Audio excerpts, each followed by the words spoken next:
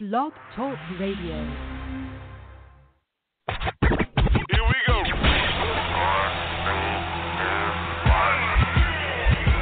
Blast off. This is True Capitalist Radio.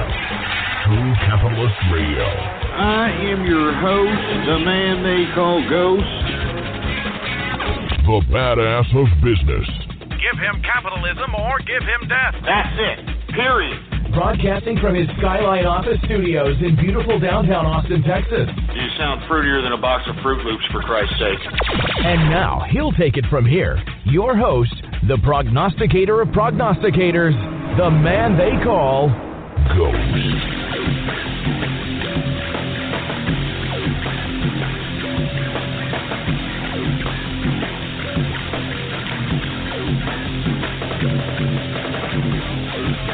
Man, it's Taco Tuesday.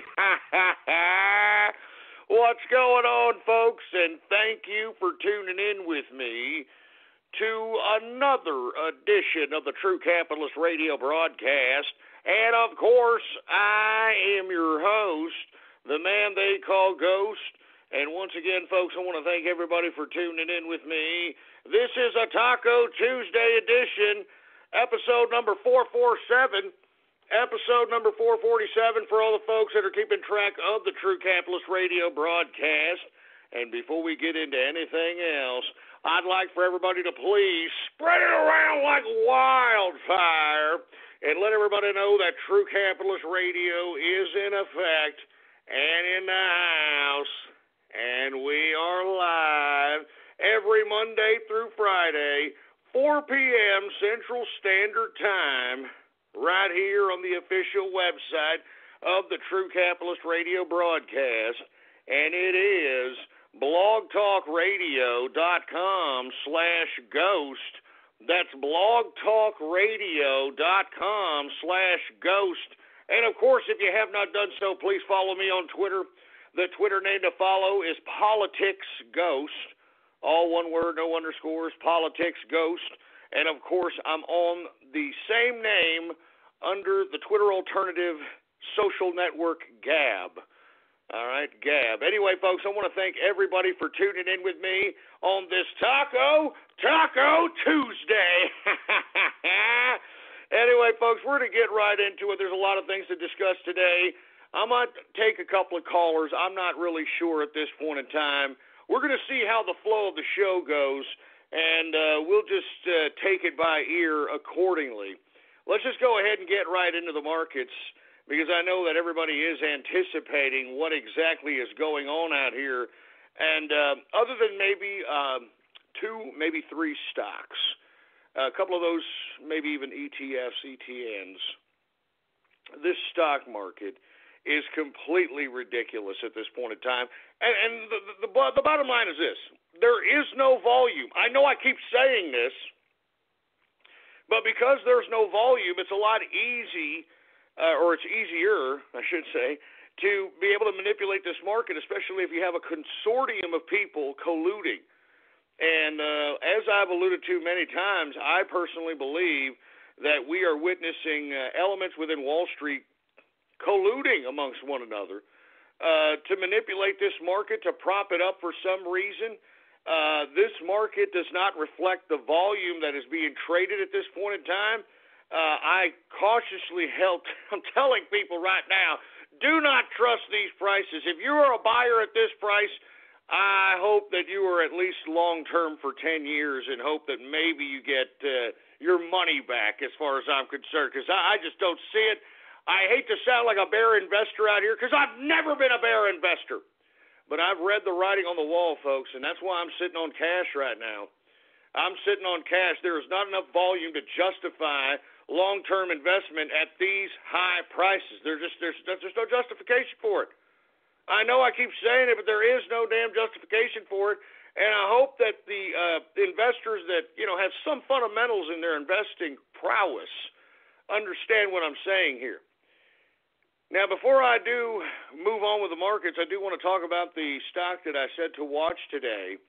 And it was a decent stock there in the morning if you happen to catch a couple of those dips and waves. And then, of course, like everything else that's high percentage in a low-volume market, you've got every damn investor just hounding this thing, just going at it like hyenas on a dead animal carcass, man, and you can see it reflected in the chart. Now, I suggested that people check out Real Good Solar Inc. today, and the reason I suggested that is because it was up considerably in the pre-market. It was up 30-40% in the pre-market. And the reason I suggested it, folks, is because, as I stated, when you're going to take a day trading or a pattern trading play to be able to go in and out, to be able to gain liquidity, catching the dips, riding the waves, you want to look for certain factors when, trying to scope out a stock to play. Now, this one was rather attractive to me because I try to suggest stocks that are kind of inexpensive, so that folks that actually want to make a little money that don't have the tremendous amounts of brokerage accounts, they don't have the money to be invested thousands upon thousands of dollars. The price on this one was about, I believe it started the day off at about 260, about 270, something to that capacity. All right, and then it just started taking off from there on. All right, the day's low on this one was 268. Now, before I get ahead of myself, the reason I said this one was a decent one was because in the pre-market, it was already volume-wise. In the pre-market, 700,000 shares traded in this particular share. So that's a good sign. When you compare it to the average market volume of this share, the average volume for this particular stock during a trading session is 505,974 shares traded a day. So it had already gone 200,000 over the average volume. So that's a decent sign. I mean, like I said, it's decent. You take a look at the 52-week low on this one. 52-week low is at $2.21. 52-week high is, get this, $528. Oh, jeez. Just imagine holding the bag at those prices, okay? But that's a pretty decent spread. Not to mention you were coming off the 52-week lows when we started seeing the percentage gainer on this stock in the pre-market. So that's a good sign. All right? So once again, those factors, considering that we were seeing considerable percentage jumps in the pre-market, made this ripe for volatility, and that's exactly what happened here in this stock. So if you take a look at this symbol, RGSE is the symbol to look at, folks. Take a look at this day's chart, and it tells the story. It absolutely tells the story. Now, you take a look at the beginning of the morning, beginning of the day's trade, there was a tremendous dip that you could have taken on.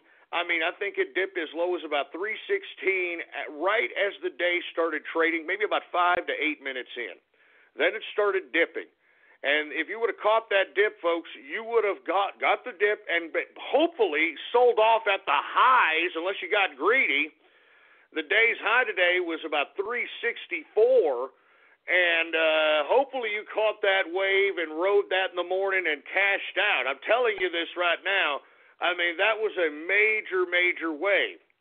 Now, then you started seeing it go and dip again, and then it started continuously dipping and dipping. And what you saw here, folks, is that you saw Wall Street, and take a look at that chart. You notice it started having nice dips, nice waves, and then all of a sudden it started turning into choppy crap.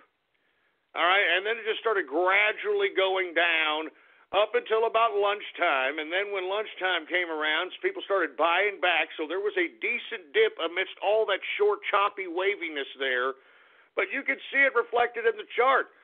You could see it. And then after about 1 p.m., that's when people started getting out of this stock, and you started seeing slight waves, slight dips.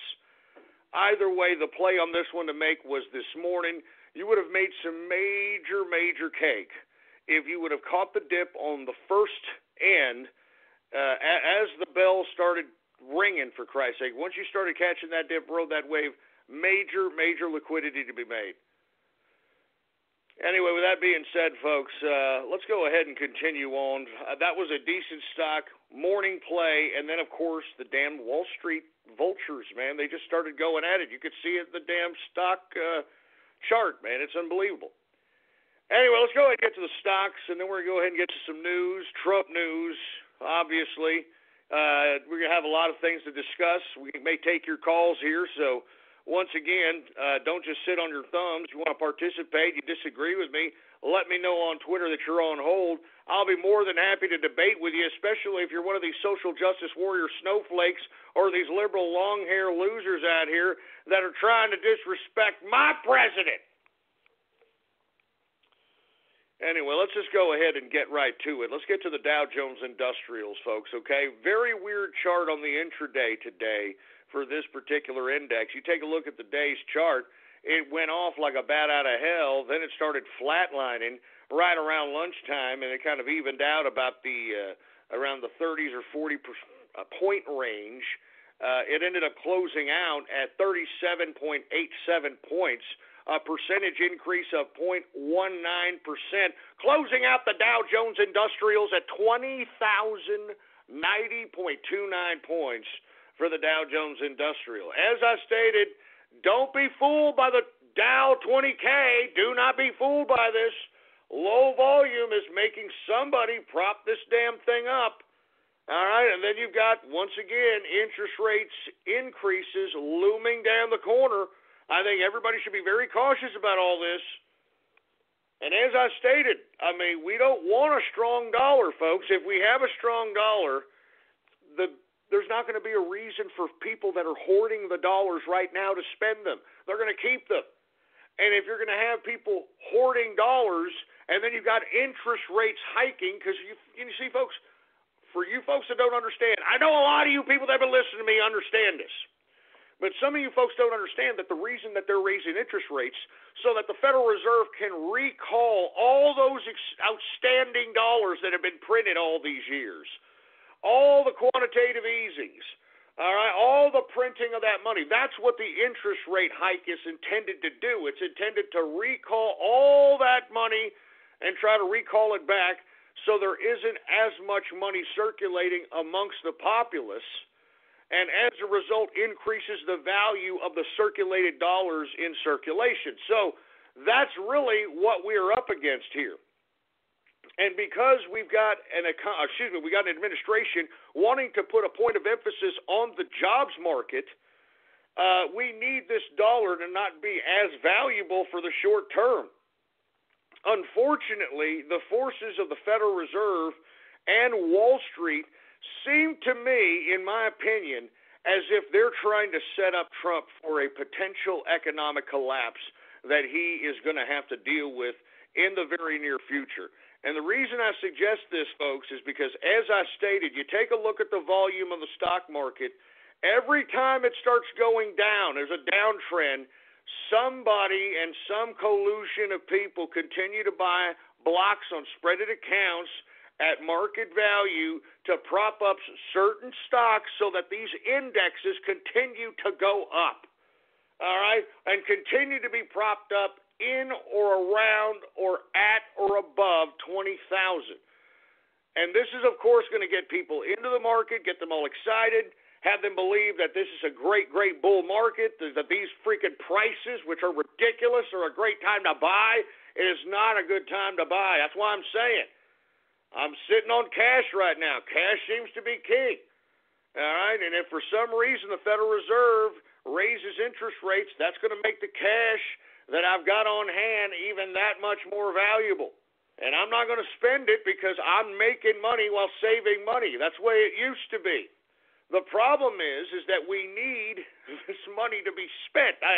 I know it sounds absurd, but to be honest with you, our economy is so anemic at this point, we need the dollar value just to decrease a slight bit so that the folks that are sitting on capital can go and spend it. And when the money is spent, you have that circulation of currency going across the country, which enables job growth, which enables economic growth, which enables wealth generation, new wealth generation. And that's exactly what the Trump administration is trying to do. but I think that he is up against forces, folks. Donald Trump, our president, is up against forces, and I think it's the Federal Reserve, and I think it's the Wall Street banksters. And you can just see it in the market today. That's why I keep telling people, do not believe the hype on this particular goddamn stock market. It's a bunch of crap. It's a trap! It's a trap! Now, with that being said, once again, Dow Jones closing out 20,090.29 points for the Dow Jones Industrial.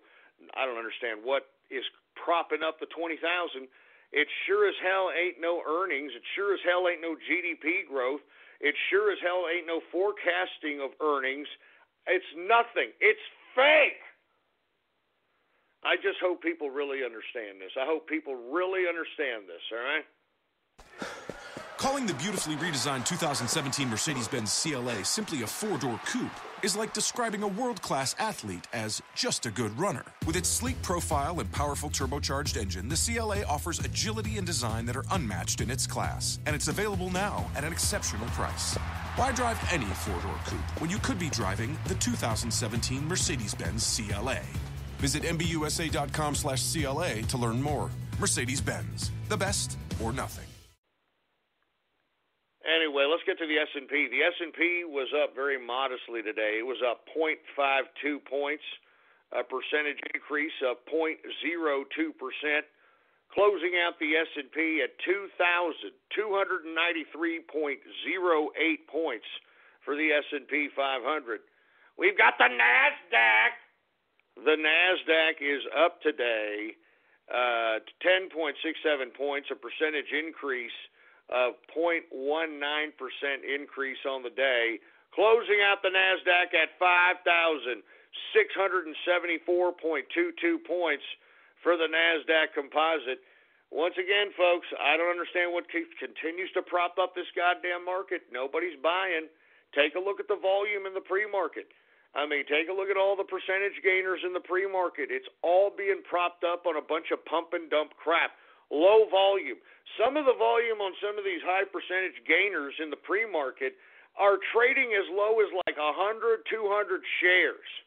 All right, 1,000 shares. I mean, that's ridiculous. If anybody, I can't believe that they actually still have people that fall for this crap. But hey, I mean, it's the stock market. What do you expect? It happens, you know?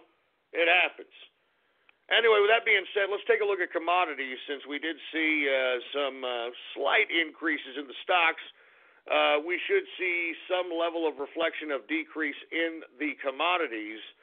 So let's see if that's reflected. And, of course, if we don't see it reflected, folks, then it means a level of uncertainty that I have continuously cried out for on this show, not to sit here and be goofed into this 20,000 Dow Jones Industrial Market. Don't get goofed into it.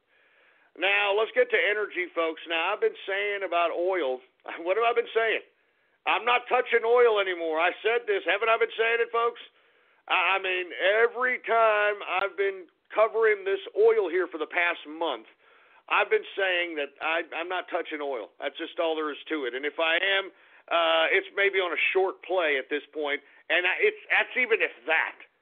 Because, folks, there's too many oil producers on the market at this point in time. And on top of oil producers being new on the market on the world stage, we also are going to expand our oil production capabilities here in the United States, which, of course, is going to bring down that value of the barrel of oil considerably. And it's going to hopefully give us a certain level of energy independence. I mean, that's the whole end goal of opening up the oil production capabilities and our energy production capabilities is to be energy independent, and that's what also will help the economy, folks. I mean, thanks to Mr. Yes We Can, Barack Obama, who just left this damn White House and left us in a state of a complete anemic economy, he's made energy so expensive because he's outregulated certain elements of energy production like coal, certain nuclear facilities, so, I mean, he has limited the capacity of energy production, and that is reflected on your goddamn electricity bill.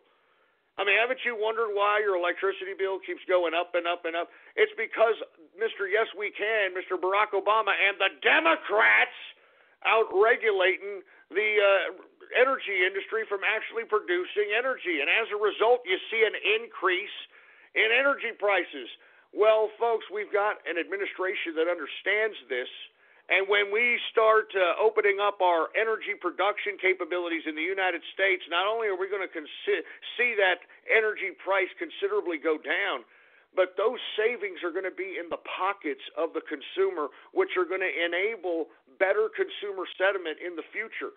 So I understand that the administration, the Trump administration, knows exactly what it's doing at this point. I mean, that's why, last week, we saw an economic advisor for Donald Trump make positive comments towards the euro, which skewed the market to a certain capacity. Because, I mean, even the Trump administration knows that this stock market is fickle. It's very fickle. So what did they say last week? Well, a Trump advisor, financial advisor, said to the media that he feels that the euro is undervalued. And when that happened, folks, you could see it in the chart of the euro last week. The euro spiked, and as a result, we saw a slide in the dollar value. We saw a slide in the dollar value. And the reason they're trying to do this, folks, is because we need a slightly devalued dollar so that we can have these monies that are being hoarded by, a good small percentage of people, to have them start spending it so we can have a circulation of currency out here so we can have some wealth generation, for Christ's sake. Anyway, with that being said, let's go ahead and get to energy. Once again, I wouldn't touch it with a 10-foot pole. These prices are going to continue to go down, and it's reflected today just like it has been all week, since yesterday. WTI sweet crude is down today $1.31 decrease, a percentage decrease of 2.47% decrease on the day for WTI sweet crude, closing out WTI at $51.70 per barrel of WTI sweet crude.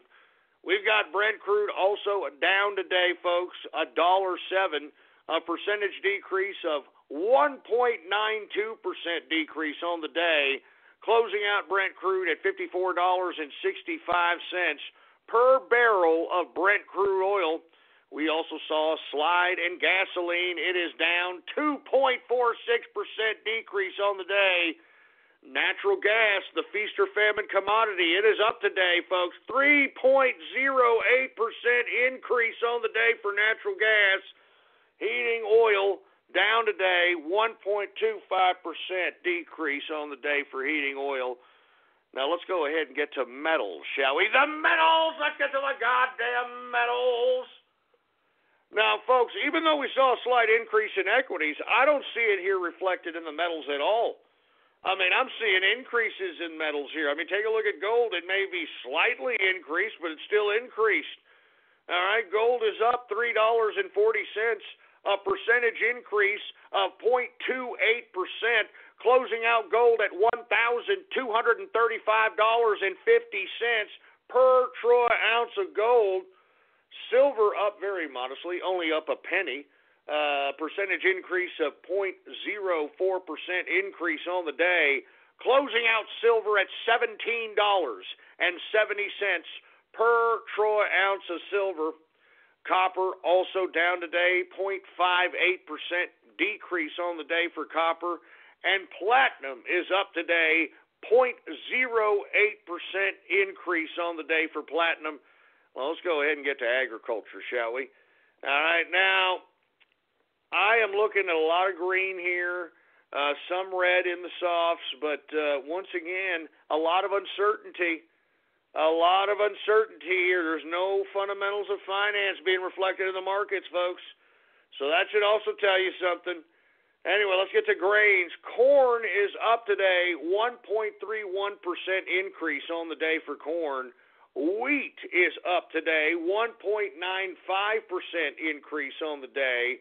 Oats is down, 1.44% decrease on the day for oats. Rough rice is down, 0.63% decrease on the day for rough rice.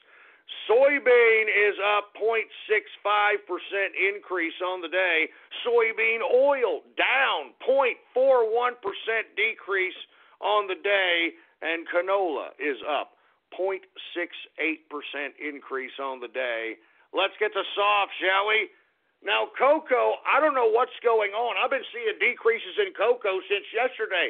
I mean, we're right around the corner for Valentine's Day. And I don't understand what the hell is going on here, but cocoa continues to see some decreases. It is down today, 1.90% decrease on the day for cocoa. And look, we got coffee. Hey, dude, just don't talk to me. Don't talk to me unless I have my coffee, dude, Just don't talk to me. I just don't want to talk to you. Shut up, you stupid hipster fruit bowl before I punch you in the puss. Anyway, sorry about that. It was a tension breaker. It had to be done. Anyway, coffee continues its downslide this week. It is down 1.02% decrease on the day for coffee. And look, don't expect to pay less money at Starbucks.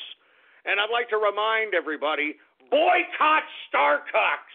Boycott Starbucks. Do you understand that? And for you folks that do not understand why we're boycotting Starbucks is because in response to Donald Trump's, or I should say President Trump's travel ban, all right, and immigration reform, Starbucks decided to respond and said that they are going to hire 10,000 illegal immigrants at their Starbucks locations. I mean, do you understand what I'm saying, folks, huh? I mean, what a slap in the face to the American consumer, all right? I mean, we built this dumb, ridiculous Starbucks corporation. Each and every one of you lemmings that went out there and purchased $10 cups of coffee are the ones that built this crap, and now you got Starbucks literally pissing, or I shouldn't say that because, I mean, that's horrible, but that's what they're doing. They're taking a dirty, yellow, bubbly piss right in your face and saying, oh, enjoy your latte. That's what they're saying, so boycott Starbucks. Boycott Starbucks. I mean, get a damn coffee machine. How much are they, for heaven's sake, man? And if you're going to say, well, Ghost, coffee machines, it's just out of my budget, I just don't get it. Well, then get Folgers Crystals or something. Jesus Christ, man. Anyway, where the hell was I? Oh, yeah, a coffee down 1.02%. We've got sugar. Sugar is down today, 2.17% decrease on the day. Orange juice finally starting to take off after seeing many consecutive sessions of decreases. It is up today, 2.72% increase for orange juice. We've got cotton down today, 0.71%. Lumber for the past several sessions has been up a percentage and some change. Today it is up 0.50% increase on the day for lumber. We've got rubber up 1.75%. Uh-oh. Rubber's up 1.75%. I wonder if that means anything because we're getting close to Valentine's Day. Anyway, we got ethanol also up today, 2.08% increase on the day. Let's go ahead and get to livestock, folks. Now, here we go. Live cattle, folks, it is up today, 0.76% increase on the day for live cattle. We got cattle feeder up today, 0.57% increase on the day for cattle feeder. And what have I been saying about lean hog, boy? What have I been saying about that lean hog? You hear about that bacon shortage there, boy? Well, it's not exactly a bacon shortage. What it is, and I said this during National Pork Month, I've said this months ago, that what you're seeing here is not necessarily a supply problem. It is a processing problem. All right, that's what it is, a processing problem, for heaven's sake. So this is why we're seeing this reflected in the price. Lean hog continues to fly high. It is up 1.33% increase on the day for lean hogs. And before we get on to anything else, I want to talk about Bitcoin, folks. Bitcoin continues to rise because there's a lot of global uncertainty, and now Bitcoin is being used as a legitimate hedge against any uncertainty out here. I mean, this cryptocurrency's come a long way. Anyway, Bitcoin's price today, $1,053 even for a single Bitcoin. $1,053 per Bitcoin, folks. And that, my friends, is the markets for your ass, all right? Anyway, folks, thank you very much. I hope that you understood the markets today because there's a lot of uncertainty out there. The point I am trying to get across is that this Dow Jones 20K is a trap. Do not fall for it. It is an absolute trap. There is nothing justifying this. There is no profits justifying this. There is no forecasting of profits justifying this. There is a major contraction coming. Anybody who has been in the markets long enough knows this. They're already talking about this. At least some people are talking about this in the business sector of media. Thank God. But do not think that these prices right now are a time to be long-term investing. That's why I'm sitting on cash. Cash is going to be king, I said, for at least the next 3 quarters. All right? And when we see that contraction, that's when I'm going in, baby. You understand that? When I see that contraction, folks, and when you start seeing major decreases in the stock market, that's when you want to start accumulating blue chip stocks on the cheap. You want to start accumulating high-paying dividend stocks on the dirt cheap. That's how you gain net worth. That's how you gain value. That's how you own as a capitalist. And that's what I'm going to do. All right? Woo! That's what I'm talking about, man. Anyway, with that being said, let's just go ahead and get to the first part of the news, folks, okay? Now, since we were talking about this, today the Ninth Circuit Court of Appeals heard or is beginning to hear the oral arguments of the President Trump's travel ban, which basically comprises nothing more of not accepting or receiving any citizens from a given list of countries that Obama chose from during his tenure. I'd like to go ahead and footnote that one, Mogan, the list that Obama created. Anyway, I can't believe that, first of all, this is even being heard in the courts at this point in time. I can't believe that, the president, somehow some stupid idiot that legislates from the bench is going to suggest that the president doesn't have the power to do this. The president's always had the power to do it. And if he didn't, then what the hell did FDR do during World War II, rounding up Japanese citizens and putting them in internment camps? I mean, George Takei won't stop crying about it, for Christ's sake, man. Have you heard of George Takei? Oh, my, they put my family and they put them in the concentration camps, and I'm very hurt about it. And, I just, oh, my. Shut up! Who gave Franklin Delano Roosevelt the authority to do that? Huh? Was it some stupid judge? Wearing a dress? No, it wasn't. So I'm sick and tired that we're even arguing about this, man. You know what I mean? I can't believe that we're even arguing about this. Jesus Christ, man.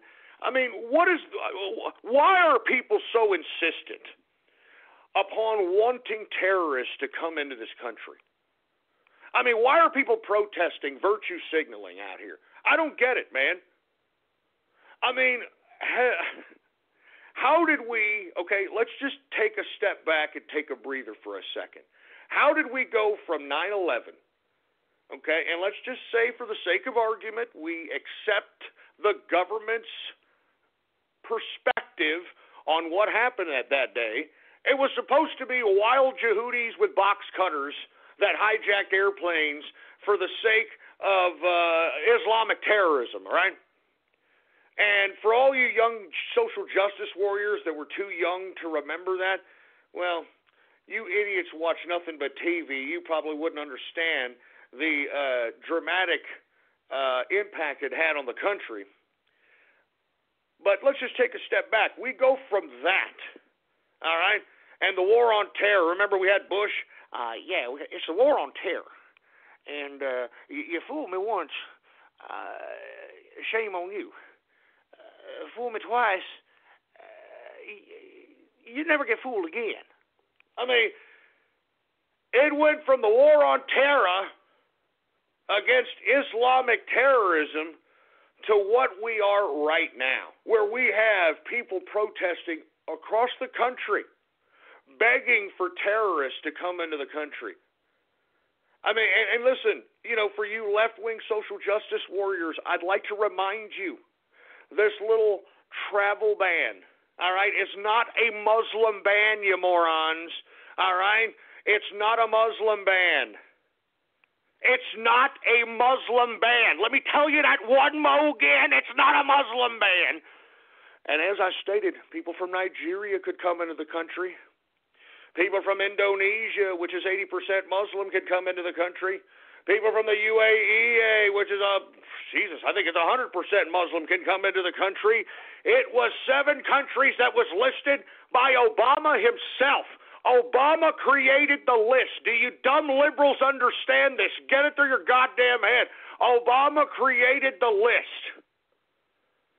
And all Donald Trump did was take that list, okay, and then use it as a means of a template to stop certain people from coming into our country that are intended to do us harm. I just don't understand why we are now in this weird, I don't know if it's Stockholm Syndrome, I don't know what it is, folks, but how did we get from we're fighting a war on terror after post 9/11, September 11, 2001, we invade Afghanistan, we invade Iraq. You know, we're trying to root the terrorists. Remember, we fight them over there so we don't have to fight them here, all that crap. How did we go from fighting terror, Islamic terrorism, to wanting terrorists to come into our homeland and to commit acts of violence? Where did we go wrong? What the hell is going on here, man? Did we go into another paradigm? Did we go into another time continuum? I just can't explain the lunacy. I can't explain the lunacy that's happening right before my eyes. I can't explain it. Can you? I just can't explain it. I don't know what the hell's going on. I'm telling you, folks, this is not a Muslim ban, you morons, all right? That's fake news talking to you, and if you still believe this is a Muslim ban, then you are a complete idiot. Do you understand? You are unenlightened. You listen to some stupid propaganda talking head on the boob tube for your information, and that's why you're a simplistic loser that blames everybody else for your dumbass problems. It's not a Muslim ban. All right? There is nothing unlawful about what Trump is doing. He's trying to protect our country. We had a president that obviously utilized our lackadaisical immigration policy under his tenure. I'm talking about Barack Obama, He utilized immigration as a weapon against our country. He utilized immigration to sabotage our country. And if you don't believe me, take a look at what's going on right now. Take a look at what's going on around you right now. Take a look at what's going on around you right now. This is immigration sabotage thanks to the disgusting, despicable, useless, treasonous President Barry Soetoro, a.k.a. Barack Obama.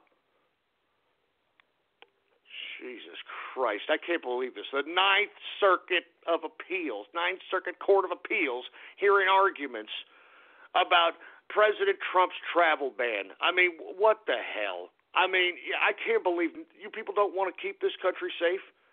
You want chaos? You want disorder? Huh? I mean, what's going on? Is it something in the water with you morons? Is it the psychotropic drugs? What's wrong with you people? I'm serious. What the hell is wrong with you people?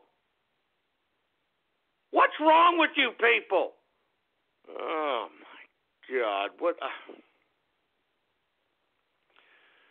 Anyway, folks, look, I can't believe that we're even having this argument. I'm not even joking around. I can't believe we're having this argument. I mean, all our goddamn president is trying to do is keep our country safe. That's all we're trying to do. All right? Trying to keep our country safe is all we're trying to do. But no, you got people out here that want to bring in the terrorists. You got people out here that want to bring in the problem into our country. It's as if they haven't even looked at what's going on today in Europe. Jesus Christ, man. Listen, all of you liberals that are protesting this supposed Muslim ban, you people are simplistic morons that don't think for yourself. Because if you took the time to actually read the details, you would realize how stupid you look. You're virtue signaling to nobody, all right?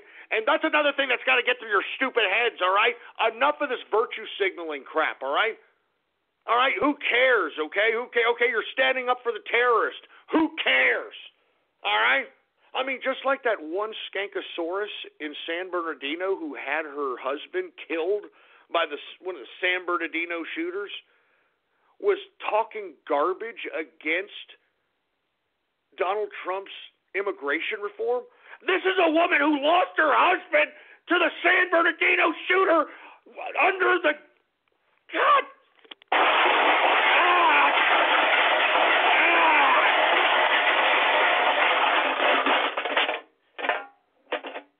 I mean, what kind of lunacy am I living in, man?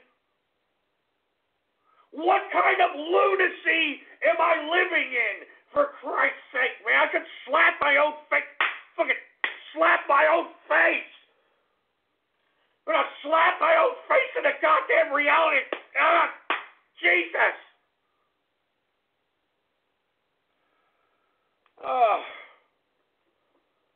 Oh my God. We've just all gone mad. We've all gone mad, man.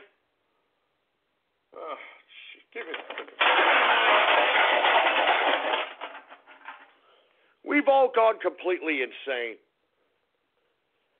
And yeah, for you folks that are unaware, yeah, there was some kookster, lunatic, idiot broad that came out against Trump's immigration reform, and she lost her husband to one of the Islamic terrorists at San Bernardino. I'm not joking. You can't make this crap up, man. You cannot make this up. I don't know what else to say. I mean, you people, you just want terrorists coming into our country, don't you, huh? I mean, look at you all protesting like lemmings, like morons. You want the terrorists to come in. I mean, that's what you're protesting. Do you understand me? Oh. All right, folks. You know what? I'm done talking about this subject matter. I'm sick to my stomach that we've got lunatics in this country that are supposedly calling themselves Americans, begging for the terrorists to come into our country. I cannot believe this, folks. I can't believe it. I can't believe it. You know what? I'm done with this stupid freaking subject matter, for Christ's sake. All right, let's go ahead, and I guess let's get to some goddamn Twitter shout-outs. And for you folks that aren't aware, all you got to do is retweet the first tweet on my Twitter account, and the tweet to retweet is True Capitalist Radio Live. That's right, True Capitalist Radio Live is the tweet to retweet, and if you do so, I'll give you a Twitter shout-out live right here on the broadcast, right here and now. And before we get into some Twitter shout-outs, I want to remind everybody that we are going to be pulling down the True Capitalist Radio Show Valentine's Day cards after today. So if you want them, get them while you can. And if you want to get them, all you got to do is type in your browser right now, ghost.market. All right, just that simple, man. I mean, I'm serious. I mean, $5. Ghost.market. We're going to be pulling them down after tomorrow, and that's it. That's it, Valentine's Day, and then we're going to send the last remaining batch. And, hey, you know, you got to do what you have to do. It's Valentine's Day! Anyway, without any further ado, what are we at here? Hey, do we got any Twitter shout-outs, engineer? All right. Well, without any further ado, let's go ahead and get to some Twitter shout-outs right now. Anyway, folks, who do we got here? We got Snow White in the house. What's going on? What's going on to Tom, by the way? How you doing?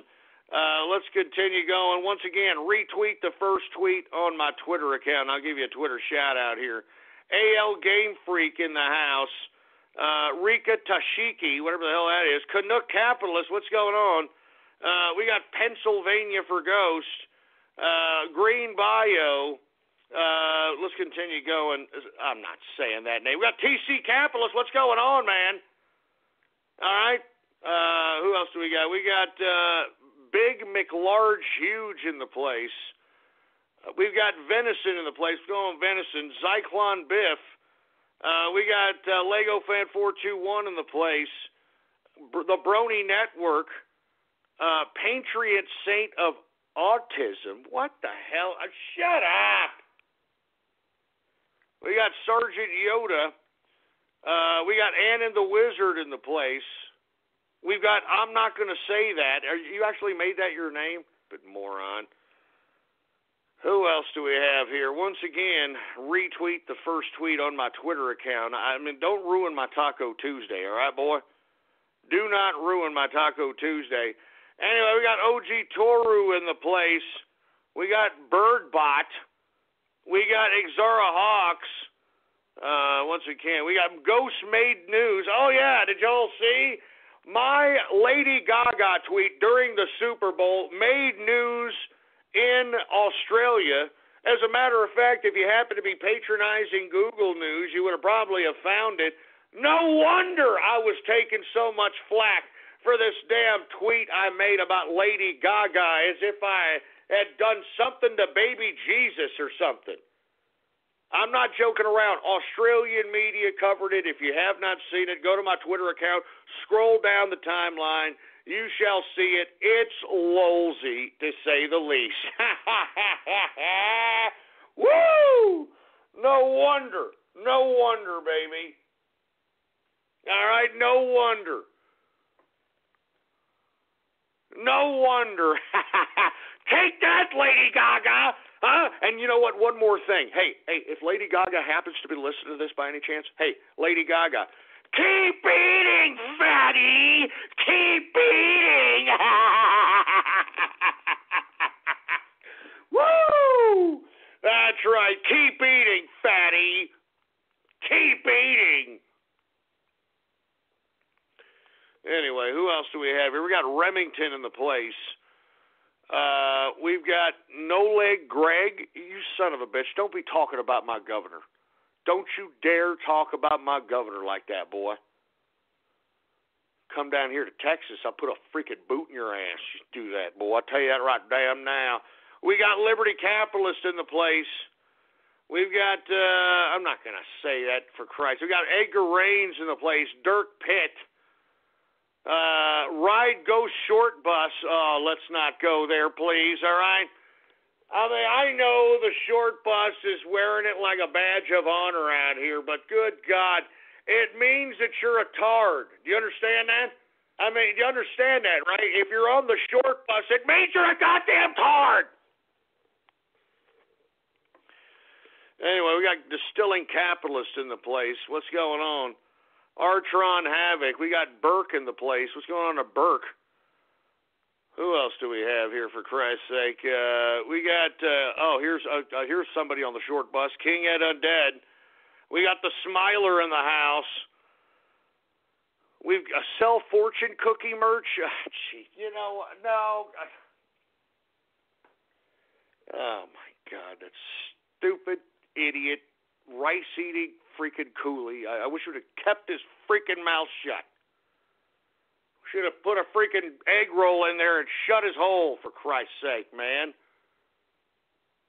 Anyway, Odd Eyes Magician in the house. I'm not saying that disgusting name, for Christ's sake. We got the 6th Street Brawler. Oh, yeah, the 6th Street Brawler. Yeah, I wonder how long you'll last doing that, boy. We got Abuada in the place. What's going on? You just made the list. Okay, great. We'll list these nuts. How you like that? We got Contrarian Idiot. Circle of Speed Bumps. What the hell does that mean? Stupid son of a bitch. I'm telling you, man. You guys are starting to piss me off. You're pissing me off. We got Xbox's Real Work in the house. What's going on? Thomas the Tank Albin. You son of a... Shut up! You all shut up. I know what you mean by that. Boy.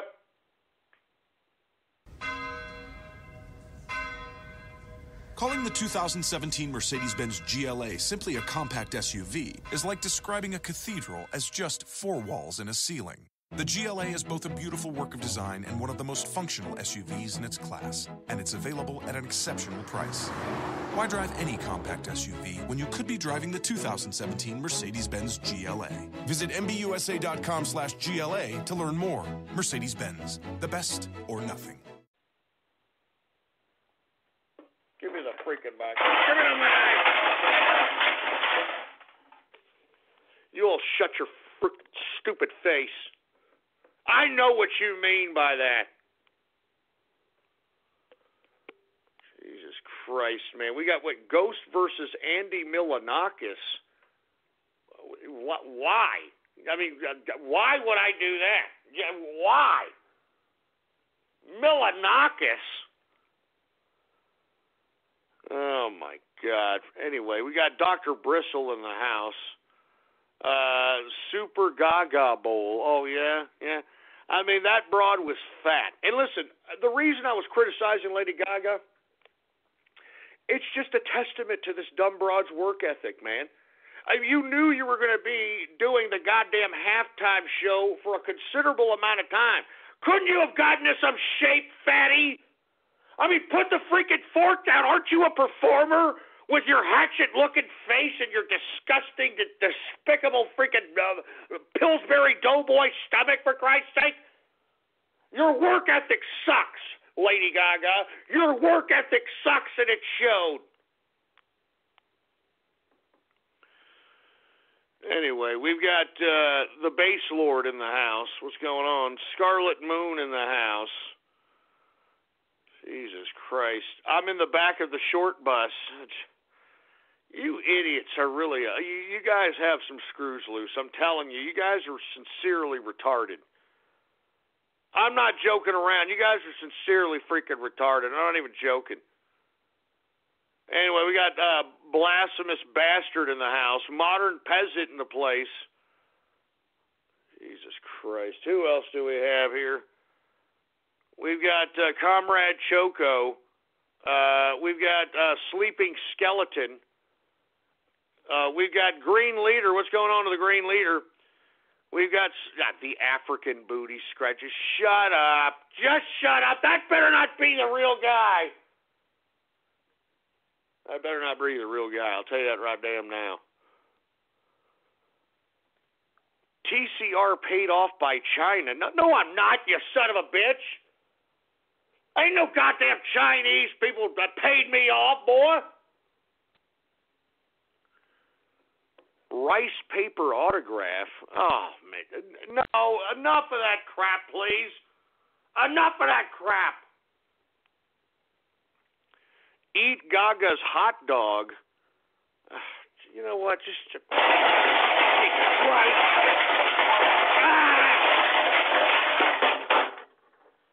Eat Gaga's hot dog, man. Jesus Christ. Eat Gaga's hot dog, huh? I don't even really want to do any more of this, man.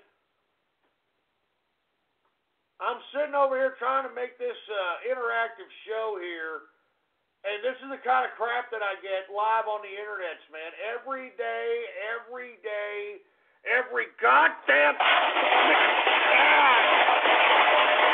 Damn it. Give me that freaking mic, man.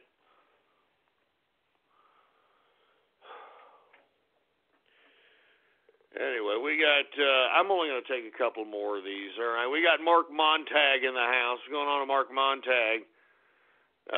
We've got, I'm not saying that disgusting name. We got Havel the Rock. We got Daniel Frazier in the place. We've got Commando Nando. There's the Whore Master. Oh, yes, I am the Whore Master. Oh, yes.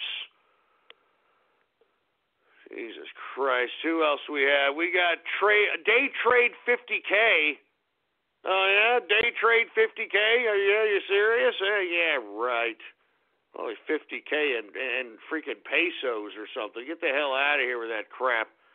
I'm only taking a couple more of these because I can see that the troll terrorists are here and they're making these disgusting names. And to be honest with you, I'm not really filling up to, dealing with this kind of crap today. I'm really not, all right? I got a lot on my plate. I don't need to be dealing with little crap like this today, all right? We got Mask Pony Writes Book. You know what? Shove it up. Sick asshole.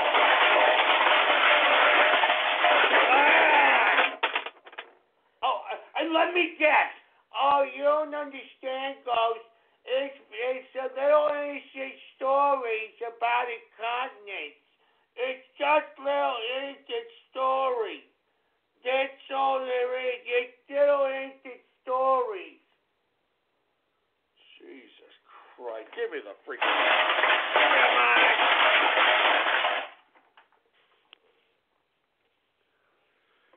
I'm telling you, man, what a joke. All right, what a joke. And as a matter of fact, that's it. I'm not doing any more Twitter shout-outs after that. You sorry sacks of crap. This is why no one can have nice things. If anybody, all right, if anybody goes out there and tries to do something for the general public, it doesn't do it. It can't happen. Because this is the consequence. This is it right here. This is the kind of crap that you're going to get on a consistent basis. This is the kind of crap.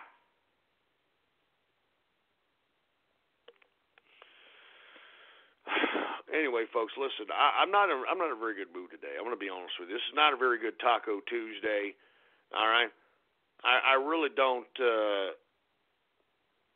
I really don't feel like dealing with all this garbage today. To be honest with you, I really don't feel like I just don't feel like doing it. I mean.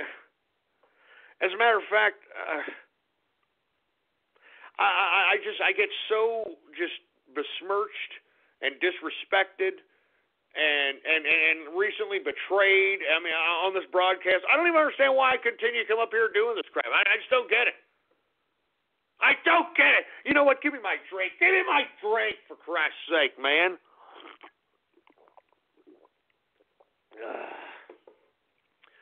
I mean, I got to drink because of you goddamn people, man. I got to drink because of you people, man. Oh my God! You know what? I have to do. You know what? I don't know what I'm gonna do, man. Listen. I know I sound a little bit tired today. The freaking inner circle's like, you have been sounding a little tired lately. Hey, I got a lot on my plate, man. 3 hours a day, 5 days a week. I got to do this, and on top of that, I gotta put up with the freaking short bus. I gotta put up with the tard magnetism that this show brings. For Christ's sake. I gotta worry about what the hell's gonna happen to Donald Trump's presidency. I gotta worry about the impending crash of the stock market. I'm telling you, I just a lot on my goddamn plate, man. You understand? It's a lot on my goddamn plate. Anyway, folks, look. Let me calm down here. I know I'm getting a little off keister, but goddamn.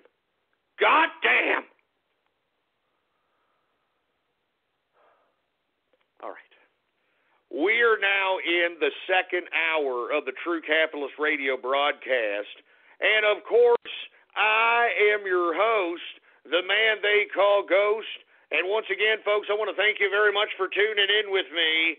Before we get started on anything else, I'd like for everybody to please spread it around like wildfire and let everybody know that True Capitalist Radio is in effect and in the house.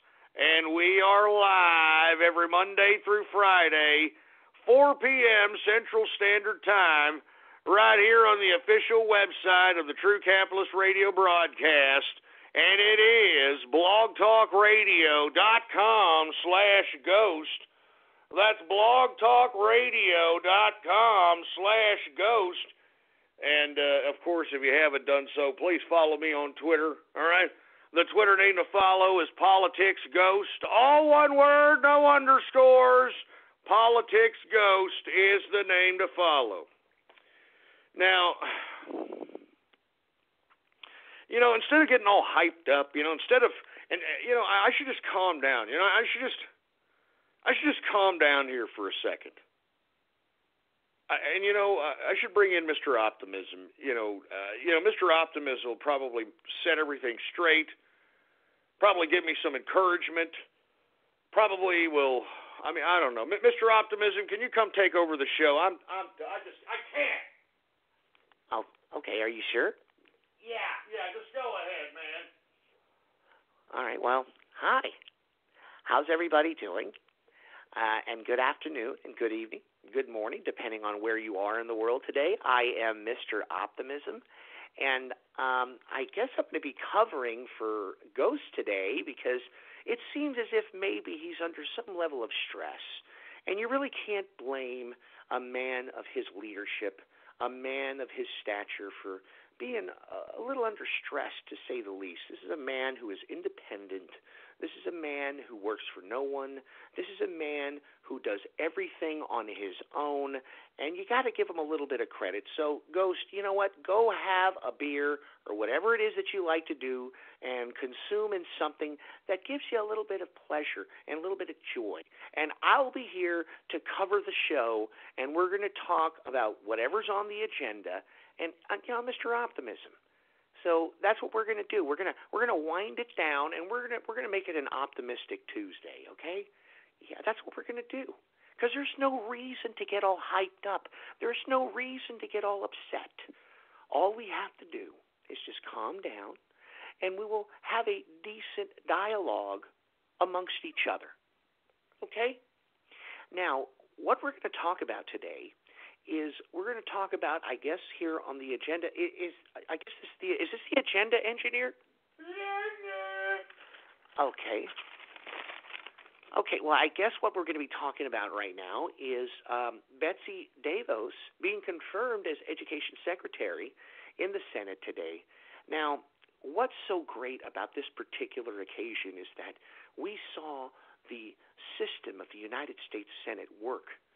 No matter how much disagreement and how much discord was going on in that chamber, inevitably it came down to Mike Pence, the vice president himself, the man who resides over the Senate, to make the actual tying vote, the tie-breaking vote, so that Betsy DeVos can become the Secretary of Education. I mean, isn't that great? I mean, that just goes to show you that our system, our institutions are still intact, regardless of how much pessimism and how much negativity that you are witnessing on all variety of medias. There's optimism in the air, folks, and this proves it. This proves it. Now, I hope that when Betsy DeVos takes control of the Department of Education, I hope that she brings an element to her that encompasses optimism for our children of America today. I think our children are missing out on the foundations of what life is truly about, and that's love. That's the ability to show compassion and care for another human being. We don't have that facilitated in our public education system today.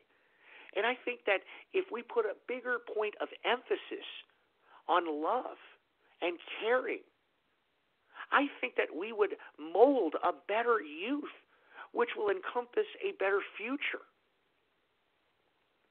So that's why, in my personal opinion, I believe that we, as optimists, should focus our attention on Mrs. DeVos and point to her as a means of facilitating this idea that we are conjuring up on this broadcast right now, and that is an emphasis on love. Emphasis on love. Because I think that's exactly what's missing. It's exactly what's missing in the world today. It's exactly what's missing in our children. Our children are being taught to be misfits. All right? They're being taught to be misfits. They're being taught to be mindless robots that are being directed by symbols and being directed by video games and being directed by movies. I can't believe that our education system has taken a turn for this. But we can come back to it, folks. And I think Betsy DeVos in this confirmation, and let me tell you, all right, this is the equivalent of a first-time, one-time only situation. Because never before have we ever seen the president, the vice president, having to reside over the tie-breaking vote of a presidential nominee. We've never seen it before. So this is very, very unbelievable. Anyway, I want to hear from you. I do it a little differently here. I'm a little less of a talker. I want to hear what you have to say. Okay, so if you want to give me a call right now, I mean, Ghost is right here. He's laying on the couch. Are you okay, Ghost? Just do the damn show, please. Okay, well, obviously he's a little cranky. So what we're going to do is I want to take some calls. I want to take some calls because I want to hear from you. I want to hear the love. I want to hear the love that everybody has to offer. Let's go ahead and take some calls, shall we? This is Optimistic Tuesday. This is Optimistic Radio right now. And I want to hear the love that everybody has to offer. So once again, give me a call, 516-453-9903 is the number to call if you want to take part in Optimistic Tuesday. Anyway, who do we have here? How about 630? Are you there? Ghost, I am not in an optimistic mood right now. Oh, my gosh. Well, why aren't you not in an optimistic mood? Well, let me tell you, it's work. I just got off work, and my company just hired some new lady, and I'm supposed to train her. And we hired her. She's like this Iranian lady. She's like 50, and she doesn't know anything. It looks like she lied all over her resume, and she wasn't even here for an in-person interview. We had a phone interview because she was in Australia for some reason, and I'm training her, and she's asking questions. She barely speaks English. It sucks. Well, is there anything positive that you can conjure from that particular scenario? No, and she's fat as well. She's a fatty and an ugly ghost. Oh, fatty and an ugly. I think those are very inappropriate words to be using. I mean, don't you think that she's maybe has seen a journey that maybe is a little bit too hard for her to comprehend at this point in time, and maybe you should just kind of give her the benefit of the doubt?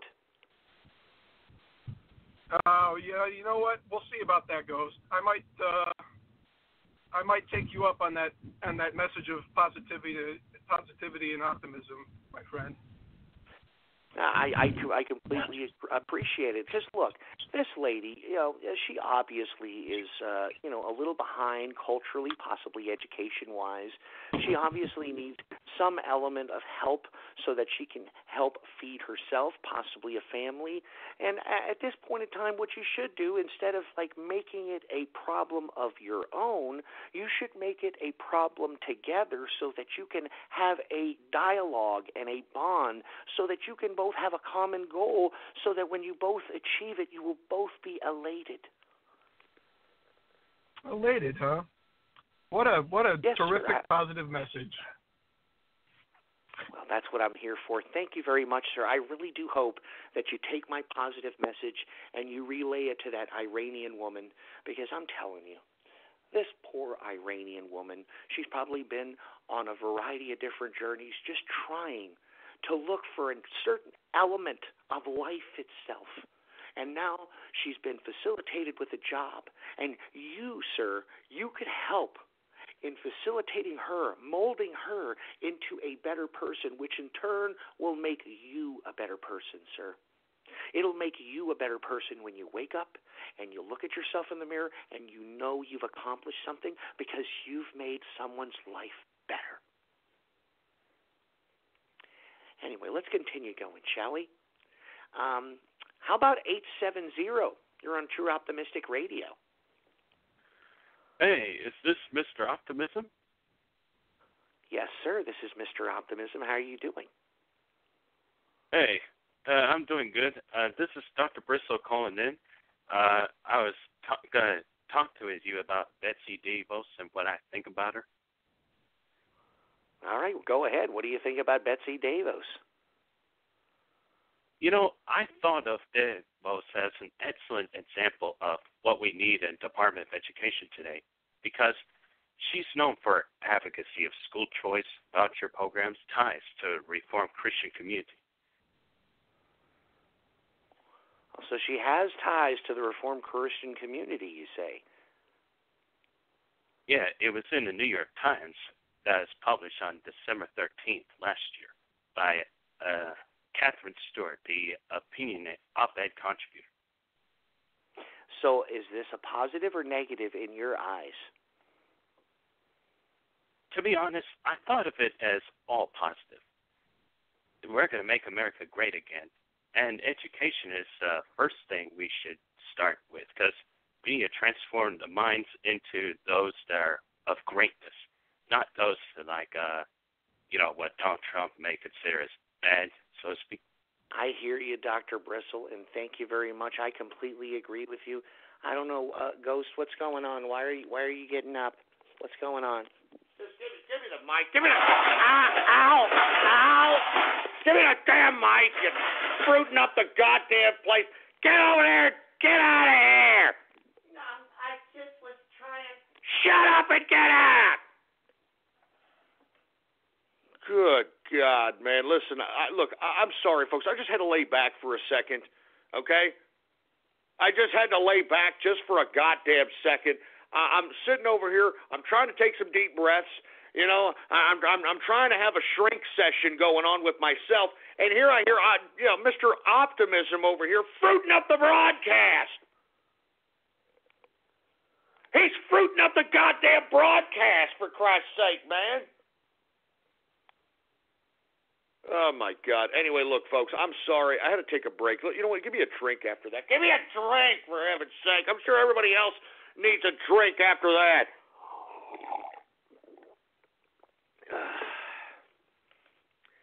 What the hell was this guy talking about? All you need is love, for Christ's sake. Who was the last guy to say that? Oh, that's right, John Lennon. And what happened? He got shot. He got shot by somebody he was trying to love. You know, trying to sign an autograph. Say, yeah, mate, I'll sign your autograph. You know, bang, you're dead. And then the asshole who shot him sat next to him while he's bleeding to death, reading Catcher in the Rye. So, you know, it should tell you everything. Anyway, folks, look, what the hell was Mr. Optimism talking about anyway? Oh, that's right. Betsy DeVos approved, folks, in a monumental, tie-breaking, deciding vote by Vice President Mike Pence. As I alluded to yesterday, this Davos vote was all tied up, even with two skankosauruses who were just blatantly hating on Davos on the Republican side, voting against her. So she is now the Department of Education, and I'm sure that burns all those teacher bureaucrats out there. I bet it burns, doesn't it, baby? I know it burns. You want to know why? Because as I alluded to yesterday, Betsy DeVos is going to take over the Department of Education to dismantle it. All right? We pay way too much per student in this country, and look at the product, folks. Look at the goddamn product. All right? All you've got to do is take a look at the damn short bus. All right? Everybody who's in the short bus is under 20 years old. Do you think that's a coinkydink? I don't think so. They're a product of the disgusting, filthy public education system. And now that many of these members of the short bus are now over the age of 18, they're no longer children. You know, I was actually talking to one of these people from the short bus, and they were saying they were 19, and I was like, well, you're an adult. You should be going out. And you're like, well, no, I'm still a teen. I'm still a teen. No, you're not, you moron. You see the kind of tard mentality I have to deal with? No, I'm still a teen. I'm 19. That means I'm still a teen. You stupid tard. Ugh. Anyway, folks, once again, Betsy DeVos confirmed as Education Secretary as Vice President Pence cast the deciding vote to decide whether or not she was going to be the Department of Education secretary, and she is. So for all you education bureaucrats, too bad, all right? You better start getting your resumes ready. You understand what I'm talking about? You better start getting your resumes ready. You understand what I'm saying? And what did I used to say all those years back? What did I always say? I said that you bureaucrats are going to be in the unemployment line one day, and that this gravy train was going to come to an end. Did not say it. And I said, I said it. And I said that it would be a great day, a great goddamn day in American history when we see these bureaucrats in the unemployment line. And by God, we're going to see them, boy. By God, we're going to see them. Woo! Anyway, I'll drink to that. To Betsy DeVos dismantling the Department of Education. Woo! Cheers, baby. Cheers.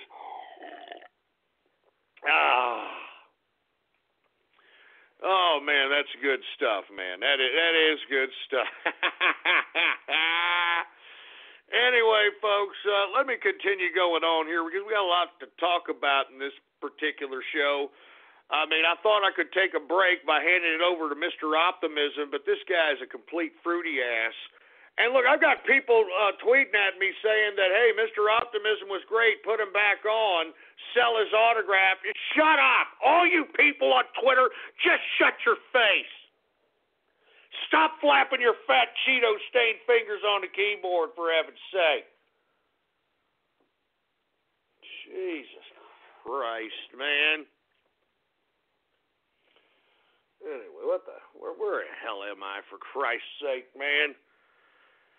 Anyway, I want to talk a little bit about the Republican Party a little bit, all right? Because, in my opinion, all right, I think that the Republicans are trying to do something to sabotage Trump's presidency. I mean, they've got control of the Senate. They've got control of the House. Why are they stalling on Obamacare? Why are they stalling on the tax cut? I mean, isn't this business as usual once again, folks? I mean, the Republicans have the opportunity, okay? They got voted into power, all right? Why don't you do something with that power, you stupid, disgusting bureaucrats? I mean, why don't you do something about that power? Why don't you do something about it and get something done? Why don't you repeal and replace Obamacare, you dumb, ungrateful idiots? Why don't you go and put out this tax cut that this economy so desperately needs? I mean, I'm not kidding around, folks. Why are we sitting here just allowing these bureaucrats in Washington to do this, folks? I mean, just because Donald Trump is president, he still needs our assistance. I mean, folks, look at the losing side. Look at the left. They're more galvanized than ever. They're out there protesting. They're out there marching. They're out there causing havoc, for Christ's sake. They're trying to draw attention to their cause, for Christ's sake, man. We can't stop fighting either on the right, folks.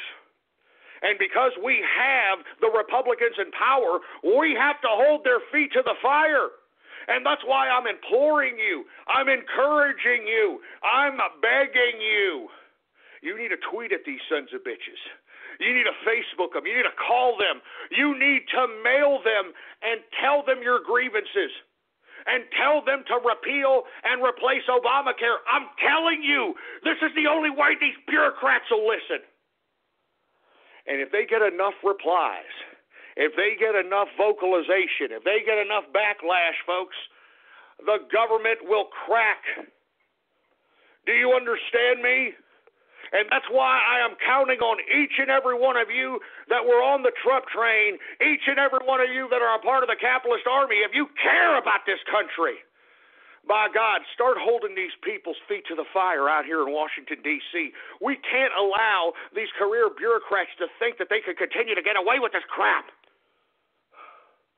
We can't allow them to do it, folks. We got to show these bureaucrats that there's a consequence for them not listening to the American public. We've got to show them there's a consequence. And by doing so, we need to get them out of office. If they're going to sit there and do absolutely nothing. And look, it's not just the Republicans sitting on their thumbs. Did you see the Democrats last night? They pulled a slumber party all-nighter in the Senate because of this Betsy DeVos vote, and it accomplished nothing. It accomplished nothing. That's why I tweeted this morning, don't you think it'd be more constructive, Democrats, if you crafted some level of education legislation that was rather attractive and lucrative and made it public, and then forced the Republicans to shoot it down? And then maybe you'd have some leverage politically, and maybe you'd have some political capital amongst the people. But no. You see, these bureaucrats are so used to doing nothing, and the Democrats are so used to virtue signaling that they actually thought that by sitting in the damn Senate and ordering pizza, I kid you not, they ordered pizza, all right, so, take that with what you wish, sat there and had a slumber party thinking that that was going to be effective for governing this nation. And that's why I'm saying, folks, I'm sick and tired of these bureaucrats in Washington, D.C. We have to get rid of these people. We have to unelect these people. We have to put into the mindset, it doesn't matter about politics anymore. All right? I don't care if you're a Democrat or Republican. We have to vote out career bureaucrats. We have to vote out people that make a career out of public service. We got to make a point of this.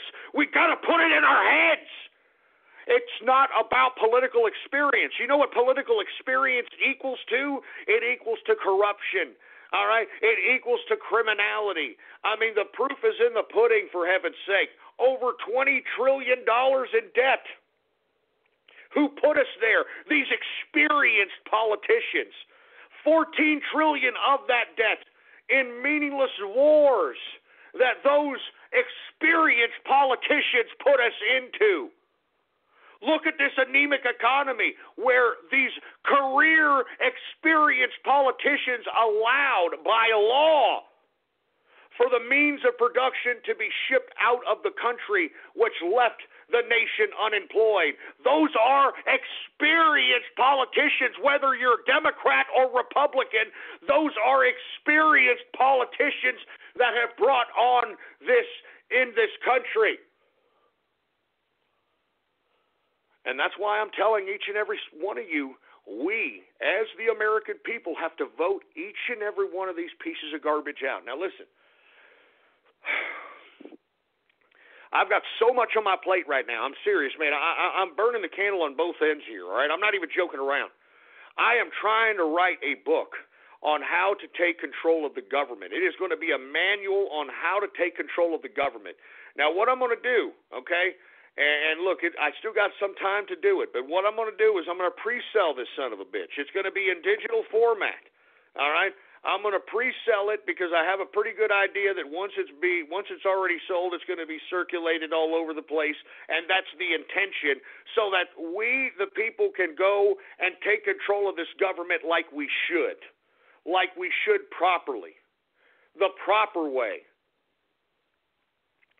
And we need to put a point of emphasis, folks, that we can't have career bureaucrats anymore. We can't have a Chuck Schumer, comes out of college, and then he's still in office at 74, 75 years old. We can't have these people like Paul Ryan, the same story. All right? The same story with Paul Ryan. This guy came out of college, utilized his trust fund to fund his goddamn political career. I kid you not. Over 90% of all Fortune 500 companies share one thing in common. You can find a Veridesk on their desks. Here's why. Research says sitting is the new smoking. But people who stand more and sit less say their back feels better and that they're more productive.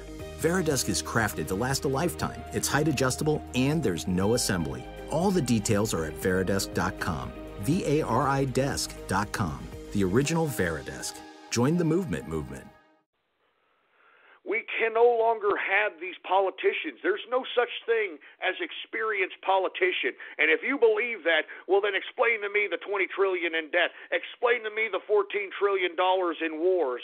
Explain to me the means of production being shipped out of the United States. Explain to me the idea of America withering away. Explain to me the emphasis of putting terrorist rights above American citizens' rights. Explain to me all this. Because this happened under experienced politicians' tenures. So once again, I'm calling out these Republicans. You idiots got elected into power. It's about time for you to start doing something. Repeal and replace Obamacare and pass the goddamn tax cuts, you lazy sacks of crap. I mean, you should easily pass these tax cuts within 30 days. You idiots haven't even debated it. You idiots haven't even put it on committee.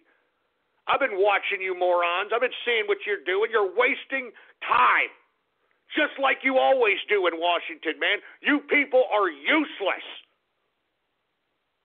You people are useless. So that's why I'm saying, folks, one more again, I want to remind everybody, it doesn't matter what party you belong to, doesn't matter what political spectrum you are in, what we need to understand is this. We need to unelect every goddamn supposed experienced politician out of office, all right? We got to just unelect these pieces of trash. They're useless. They have put us in the precarious position that we are currently in today. They are useless. And this needs to be a point of emphasis. Everybody needs to put it in the faces of people. unelect these bureaucrats, man. We're never going to get anything done unless we unelect the trash that is the establishment of both the Democrat and the Republican Party. Jesus Christ, man. I mean, repeal and replace Obamacare. Pass the tax cuts. But you want to know something? This political class, this political establishment is trying everything it can to sabotage Trump, folks. And word is, and this is my word on the inside, is that the leakers of the information that is coming out of the White House is coming out of the Never Trump faction of the administration. Now, the unfortunate part about it is that you've got Trump utilizing a mafia mentality in which you keep your friends close, you keep your enemies closer type of strategy. Now, unfortunately, certain elements within the administration, especially people that are very close to Donald Trump bureaucratically, are the alleged leakers as it pertains to the information that consistently is leaked to the media. And suspects include people like Reince Priebus. Yeah, remember, Reince Priebus was a part of the Cheesehead Mafia with goddamn Paul Ryan, all right, and that wacky-ass governor of theirs over there in Wisconsin. All right, I mean, that's the alleged leaker. There's, a couple of people that are affiliated with Reince Priebus that are leaking out this information. Now, why is he doing this? Because remember, Reince Priebus was the chair of the Republican Party. He was the establishment. So it seems as if Reince Priebus has a vested interest in continuing the establishment, and that's why you're seeing these leaks come out of the White House, and you're seeing all this distorted mess being projected in the media today. So, in my personal opinion, I personally believe that there are certain elements within the administration that are coordinating against Trump to make sure that he's unsuccessful. And the proof is in the pudding. The proof is in the fact that no one is doing anything besides Trump with executive orders. The House, the Senate, they're not doing a goddamn thing to do any of this stuff. Repeal and replace Obamacare. Pass the tax cuts. I mean, give me a break. They're not doing anything. Jesus Christ. Give me my drink.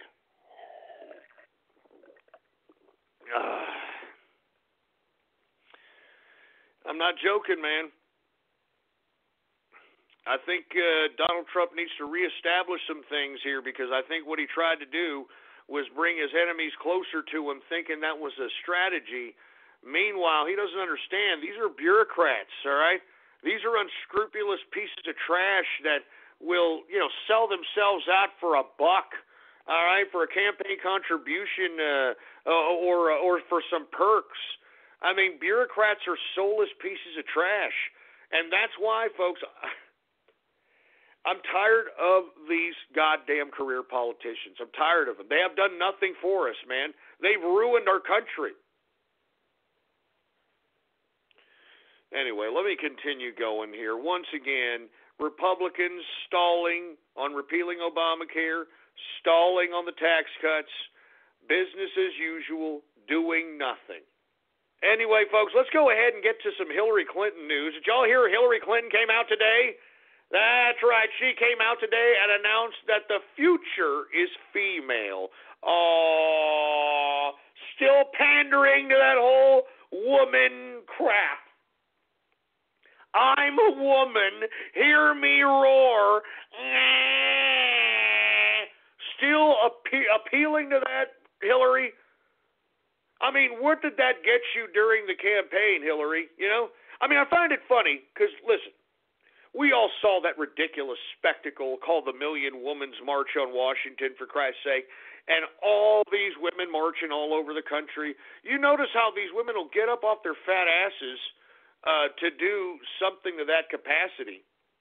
But when it goes to, like, maybe, I don't know, going out and actually voting, they don't go vote, because you would think that all these heifers that were herding around out there, these fatties and uglies that were out there, waddling their asses around in the march, the March on Washington, I'm telling you, it sounded like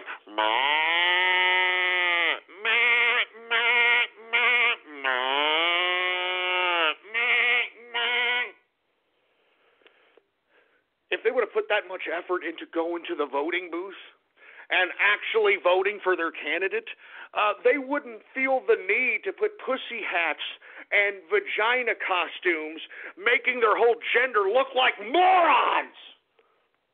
If they would have actually participated in the political process instead of pretending and virtue signaling like they are participating, don't you think, all right, don't you think they'd be in a little different situation, for Christ's sake? Huh? I mean, don't you think? Good God. Anyway, folks, once again, Hillary Clinton comes out today and announces that the future is female. I don't think so. I think women, especially right now in Western civilization, are taking a giant step backwards. A huge step backwards, in my personal opinion.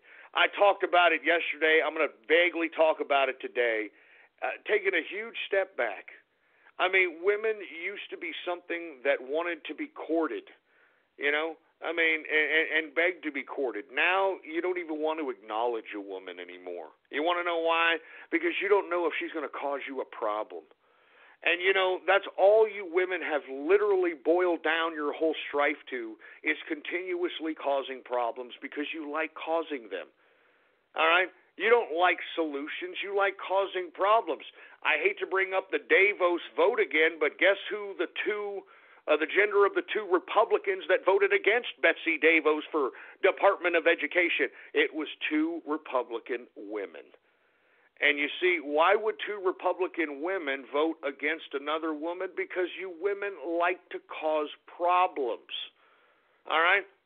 You like to cause problems. And the proof is all the problems that you're causing here in America, for not only civility, but for yourselves. You're making yourselves look like stupid imbeciles. And I'm going to be completely honest with you here, man. That's why I'm saying what we need to do is we need to import a whole new group of women in here. And that's why I'm telling the young fellers out there, take your chance out there with somebody from another country, all right? Mail order bride it, whatever. I'm not joking around, because I don't think that these males out here that are hardworking chaps that got their own cars, that got their own places, I don't think it's fair that they got to sit here and be subjected to this sick game created by this feminist warped philosophy. All right? And I think that the way to curb that is to show these women in America that, hey, you're not the only game in the world, you fat, disgusting, despicable human beings, you fatties and uglies. And that's why I'm encouraging all the young chaps out here that are hard workers, that got your own car, you got your own place, go out there and import abroad, all right? And listen, I'm not trying to say that that's the end-all, be-all. Okay, I'm not trying to say that that's going to, be forever. But as I stated, there should be no reason why there's lonely young chaps, or not even young, man. I've seen guys that are in their 30s all alone, all right, haven't had even a relationship that they lived with a female. Let me tell you, if you're in your 30s and you haven't had a relationship where you've lived with a female, that sucks, all right?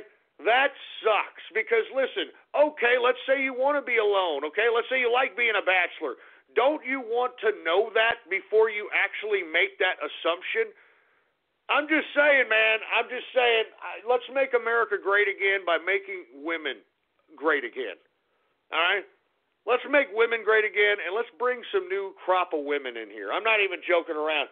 And as I stated, it may not be forever. You know, you may have this mail-order bride for maybe, if you're lucky, 10, 15 years. She gets Americanized, and then, unfortunate things happen. But at least by that time, You have an experience on living with a woman and what it takes to be with a woman and actually living with a woman and actually coming home to a woman, that sort of thing. All right? I'm just saying, folks. I'm just saying, in my personal opinion, I believe that these young chaps that are out here working hard, that are making their own money, that have their own place, I just don't think that they deserve these westernized women that are ungrateful, and the only thing they're grateful for is causing drama in people's lives. And the proof is in the Million Women's March. And on top of that, folks, we talked about it yesterday. They're going on strike. Did you hear this? Oh, my God. Oh, who are you hurting, you fatties and uglies? Huh? A day without a woman strike, folks. If you're not familiar with this, I talked about it yesterday. These women that are part of this ridiculous movement, the Pussy Hat movement, or whatever the hell it's called, they're calling for all women in America and in the westernized world to go on strike. It's called A Day Without a Woman. And let me tell you, I think it's the most obnoxious, disgusting, pathetic thing I've ever seen in my life. I mean, as I stated yesterday, who's going to miss your fatty or ugly ass if no one wants you? Who's going to miss you? I mean, this is ridiculous. I'm telling you, if you fatties and uglies had somebody that actually cared about you, that gave you the high hard one, that made you feel good in the bed and beyond, you wouldn't be there. You wouldn't be wasting your time, your effort, your life, your energy at these stupid marches commiserating with other fatties and uglies that hate on you. But, you women, you're very good at, kind of masquerading the obvious. You know that? You women are real good about masquerading the obvious. When a man can clearly see the goddamn, writing on the wall of fakeness, when they can read it on other women's faces that they're hating on you, you're the only one that's like, nah, I don't think so. I'm telling you this right now. You women are making yourselves insignificant at this point in time. I mean, I hate to say this, ladies, but, you've got competition, all right? Aside from mail-order brides, you got these robotic sex dolls now. You got virtual reality pornographic material at this point in time. Unless loving a tranny, if these gentlemen want to go that route, all right, a post-op, pre-op. I'm not joking around. There's other options, you dumb broads. You're turning yourself insignificant, you dumb, stupid skankosauruses. I'm serious, man. You people are ruining yourselves.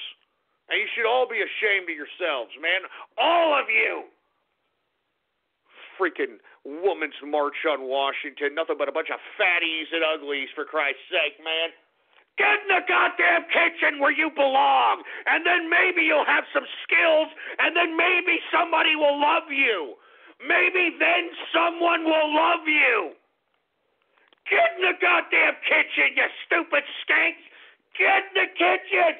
Get in the goddamn... Get in the kitchen.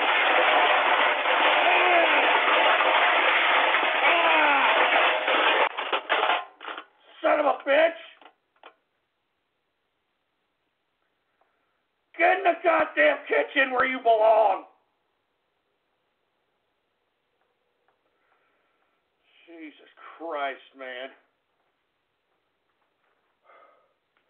I'm sorry, man. If you're one of these women that don't want to be lumped along with these other broads at the Million Women's March, I'm sorry, but a group is defined by its goddamn majority, and right now, the majority of women are acting like a bunch of crap.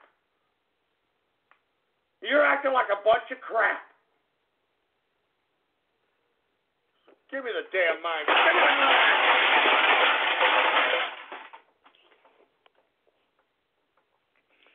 I'm not joking around. You women are acting like a bunch of garbage and should all be ashamed of yourselves, all of you. But, of course, you have no shame, because if you did, you wouldn't be out there dressed like a vagina and marching on Washington if you had any shame. Jesus Christ. You know what? I don't want to talk about these skanks anymore.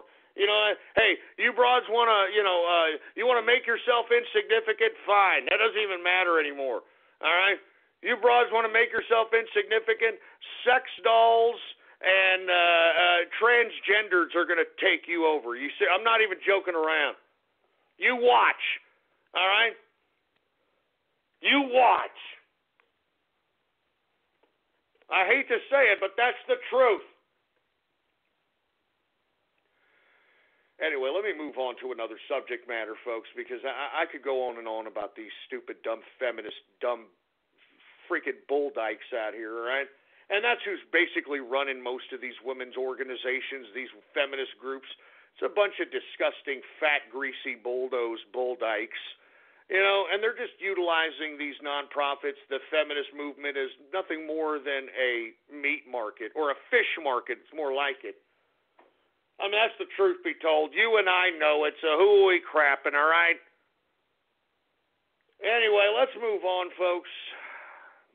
I'm telling you, it gets worse and worse. Did you see Alex Jones today, folks?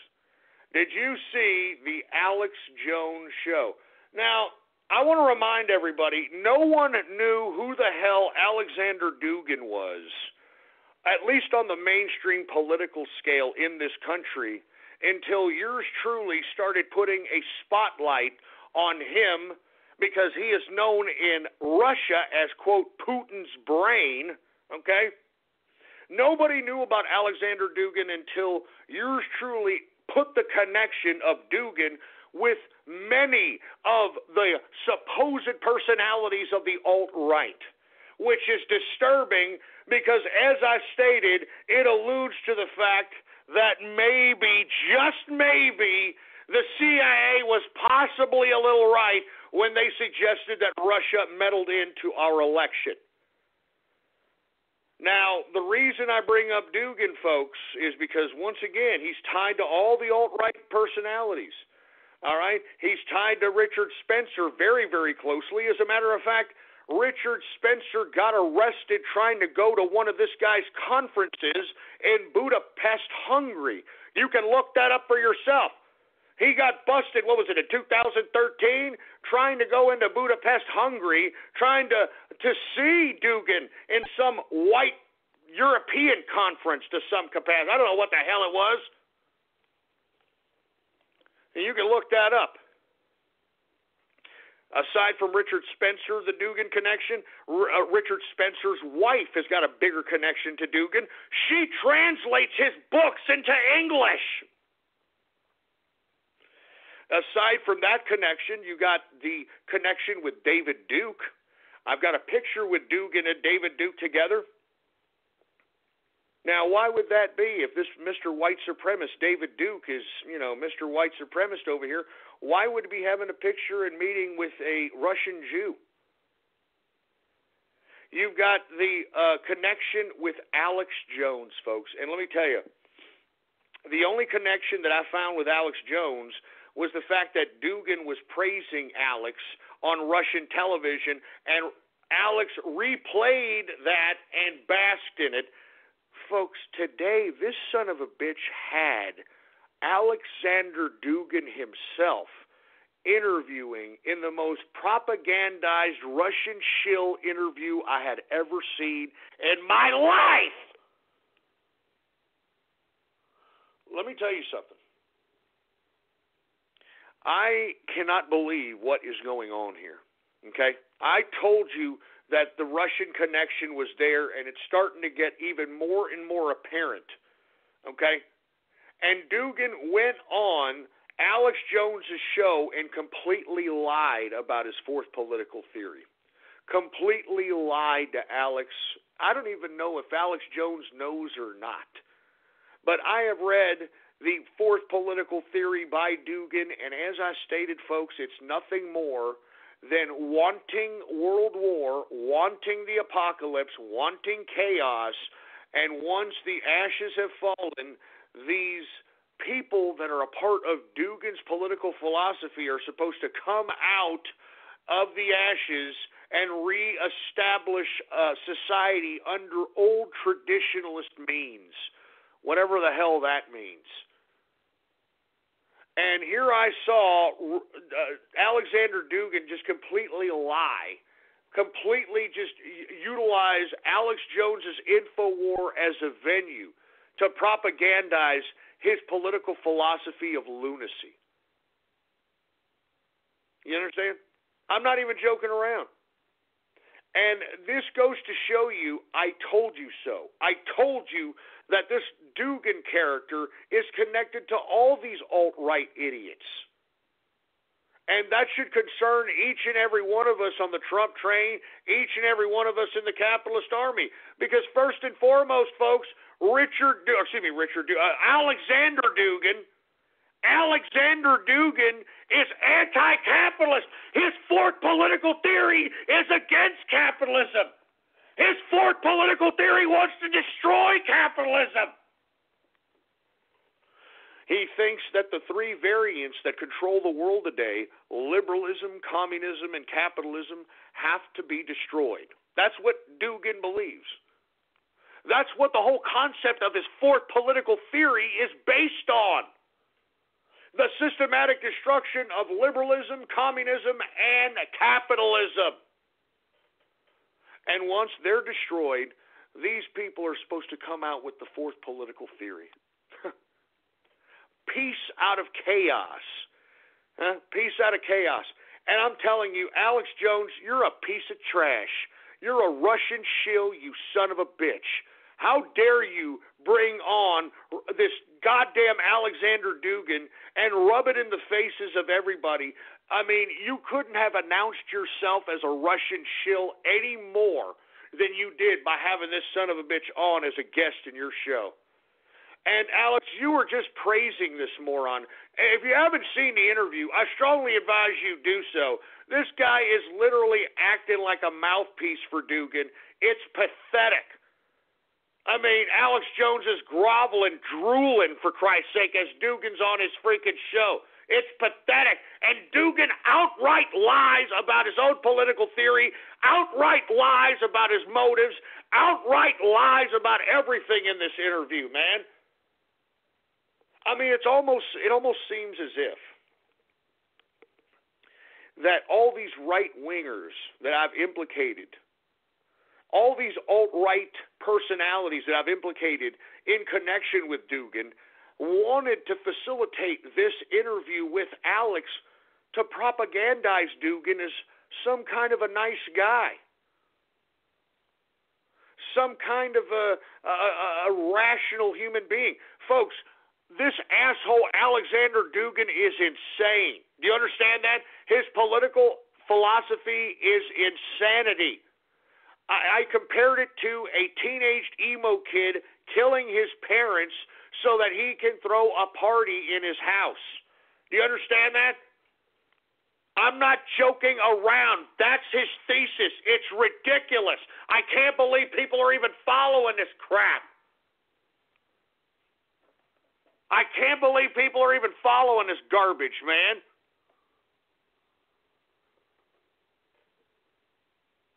So as far as I'm concerned, folks, I mean, Alex Jones is a Russian shill. And you could tell him I said that. You could tell him I said that. And if he wants to debate about it, you tell him where the hell I'm at. I will make Alex Jones look lower than a leprechaun's nutsack as it pertains to his knowledge of the fourth political theory, okay? I will school him a little bit about who the hell he's dealing with, which I think he already well knows. I'll tell you that right goddamn now. You're a goddamn Russian shill, just like Richard Spencer, just like Richard Spencer's wife, just like David Duke. I mean, folks, this is getting ridiculous, man. This is getting ridiculous. That's why I was questioning the motives of one Milo Yiannopoulos yesterday, now that they're implicating him as the instigator of violence out there at the belly of the beast of liberalism at Berkeley University. I told you that was going to happen. And, folks, I tweeted an interview with Milo and Tucker Carlson in which he said it doesn't matter if he instigated the violence. You see that? Huh? He said he didn't care if his presence instigated the violence. You want to know why he doesn't care? Because he probably has the AIDS. He probably has HIV. He's got other motives. That's why I'm telling each and every one of you, do not trust these personalities anymore in the alt-right. These people are wolves in sheep's clothing as far as I'm concerned. All right? Milo Yiannopoulos, Cernovich, Richard Spencer, Alex Jones, David Duke, Gavin McGinnis. Believe it or not, you need to know the connection between Gavin McGinnis and Richard Spencer. Gavin McGinnis wrote for a magazine that Richard Spencer used to be the editor of. Yeah. So, I don't know, folks. I have no idea what the hell to think about this. I'm a little concerned, to say the least. I'm a little concerned because I don't trust these damn Ruskies, man. I do not trust them. I don't trust these Ruskies, man. I don't trust them as far as I can throw them. They're liars. I mean, they have invested years into perfecting subversion, mind control, mind manipulation, propaganda. I don't trust these Ruskies, man. I don't trust them. And, you know, I hear Alex Jones saying, oh, well, you know, Russia's no longer with the New World Order. They're standing up to the New World Order, and, you know, there were InfoWars. And shut up, Alex. If the freaking Russia was standing up to the New World Order, don't you think that Russia would disband itself from the United Nations? Don't you think Russia would never attend the G20 or the G8 summits? Don't you think Russia wouldn't attend the World Trade Organization? Don't you think Russia wouldn't attend Davos World Economic Summit? I mean, don't you think that Putin would withdraw from the international court? I mean, it doesn't make sense, you morons that are sitting here trying to claim that Russia is somehow against the global order. That's a bunch of crap. They're at the bottom of the global order at this point in time. They're at the bottom of the global order. And that's why I don't trust these Ruskies, man. I don't trust them. Look at them. Even though Trump and, you know, this administration is trying to tell Russia that they don't have the same intentions of a warlike posture like the Democrats had. Now, all of a sudden, you've got the Russians doubling down. They're moving artillery. They're out here moving their troops. They're getting prepared for war. I'm telling you, I don't trust these goddamn Ruskies, man. I mean, they're a bunch of cockeyed, mouth-breathing, vodka-drinking pieces of lying crap. So, anyway, that's all I'm saying, okay? That's all I'm saying. I don't know why Alex Jones had this idiot Alexander Dugin on his show, but it just proves to me, folks, that this is a Russian shill. And maybe Russians do have a hold on elements of the alt-right. And I'm going to tell you this right now, folks. The Russians have no influence on this broadcast, all right? And you know as well as I, if you've listened to this broadcast long enough, I don't like Ruskies. I don't like Ruskies.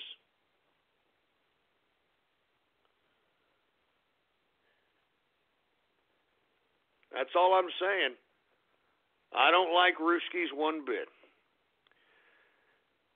Anyway, folks, once again, please look at InfoWars now with caution. InfoWars at this point in time is no longer going to be promoted by this broadcast, especially after that Alexander Dugin interview. What a propaganda piece for the Russians. You should be ashamed of yourself, Alex. Let me tell you, I've seen you do some low things, you know, like the money bomb. Remember that? Hey, go ahead and donate, and this is the money bomb. Go ahead, we need the money bomb. which basically funded your operation, and yet you're still out here, peddling, water filters. Look, you've done some unscrupulous, ridiculous crap, Alex, but this takes the taco, pal. All right? This takes the taco for Taco Tuesday, bringing in Dugan as a guest on your show. I mean, you might as well put the freaking sickle and hammer on your chest, you freaking shill. I'm not joking around. I mean, what do? Do you go to sleep waxing your carrot to freaking Vladimir Putin's picture? I mean, that was propaganda. That interview with Alexander Dugin was Russian propaganda, and anybody who watches it knows it. Anybody who watches it knows it, for Christ's sake, man. I'm telling you. I mean, you people are... I don't get it. I don't get it. Anyway, folks, I'm pissed. I'm pissed off at this Alexander Dugin thing. I mean, the only people taking it serious are the mainstream media. It seems like the mainstream media has been listening to this broadcast.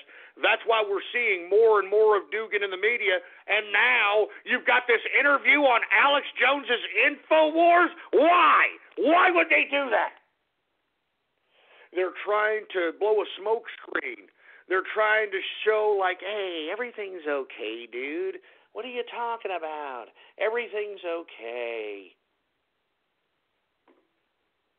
Jesus Christ, Alex, you fat, bloated piece of garbage, man. You Ruski-loving piece of trash. You should be ashamed of yourself, man. You should be ashamed of yourself. Now you're a Ruski agent. You should be ashamed of yourself. I mean, in my opinion, why else would you be doing this, Alex? Why else would you be doing this?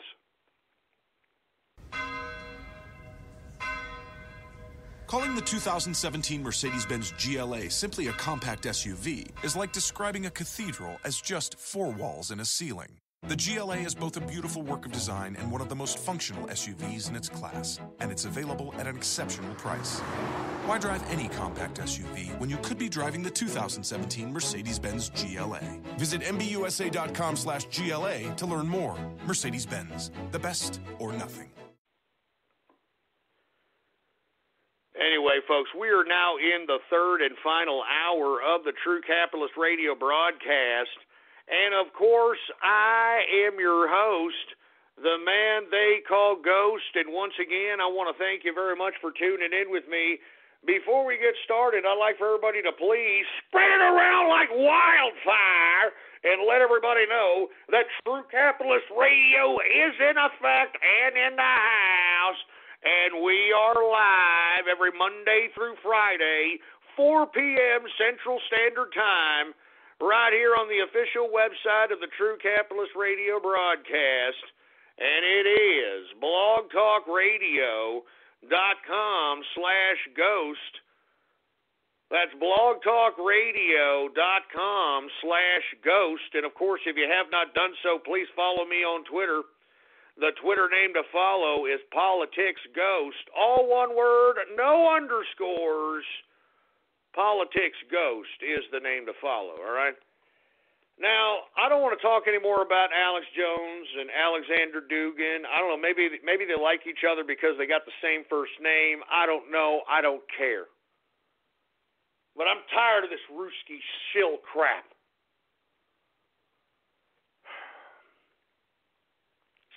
Anyway, let me move on to the next part of the broadcast here. Did you hear Iranian Supreme Leader, Ayatollah? Did you hear him today? He came out and claimed that Obama created ISIS. Well, duh, of course. I mean, unless you are a complete and utter absent-minded idiot, everybody knows that Obama created ISIS, for heaven's sake, man. I mean, give me a break. I mean, give me a break. Of course we know Obama created ISIS, all right? I mean, he utilized al-Qaeda fighters to overtake Libya. As a matter of fact, folks, you need to research and do your homework a little bit. Muammar Gaddafi said that it was Al-Qaeda coming into his country that was causing the uprising in one of the last interviews he gave to the press. All right? He said it was Al-Qaeda. It's Al-Qaeda. It's Al-Qaeda. And what did Al-Qaeda evolve into? It evolved into and rebranded itself as ISIS, the Islamic State. Huh? A new brand, same type of fanatical Islamic terrorism, and now we're helping them. We're aiding them. We're funding them. We're arming them. And the Iranian supreme leader came out today and blatantly said, hey, Obama created ISIS. And of course they did. And of course, why would the Ayatollah know this? Because, folks, I've been saying this time and time again. The reason that they created ISIS was to goat the Sunni and Shiite populations of the Islamic world to fight each other so they can kill each other off, so they can thin the herd, for a lack of a better term, okay? They are trying to instigate a war between Iran and Saudi Arabia, which is starting, to be honest with you. I mean, both Saudi Arabia and Iran are fighting proxy wars both in Bahrain and in Yemen. As a matter of fact, I tweeted out this weekend an article that stated a ballistic missile had hit Riyadh, Saudi Arabia, from Yemen, and it was a Ruski ballistic missile, which would only indicate that Iran was probably the culprit behind that ballistic missile attack, because they would be the ones that possess some ballistic missile from Russia, because they're trading partners, for heaven's sake. But it's happening. All right? I mean, it's happening out here. I mean, ISIS's whole intention was to destabilize the Middle East and basically have these convergence of Sunni and Shia converge in the Middle East and destroy each other. And meanwhile, Saudi will basically back up, fund, and aid and arm the Wahhabi Sunnis, and obviously the Iranians will arm, fund, and train the Shiites.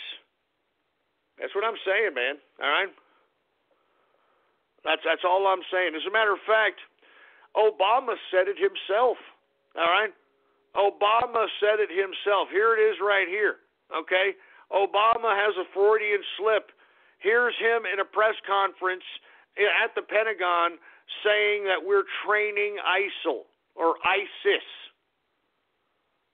All right? Yeah. There it is right there, folks, okay? All right?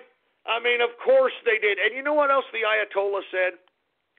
He thanked Donald Trump for revealing the real face of the United States, whatever the hell that means.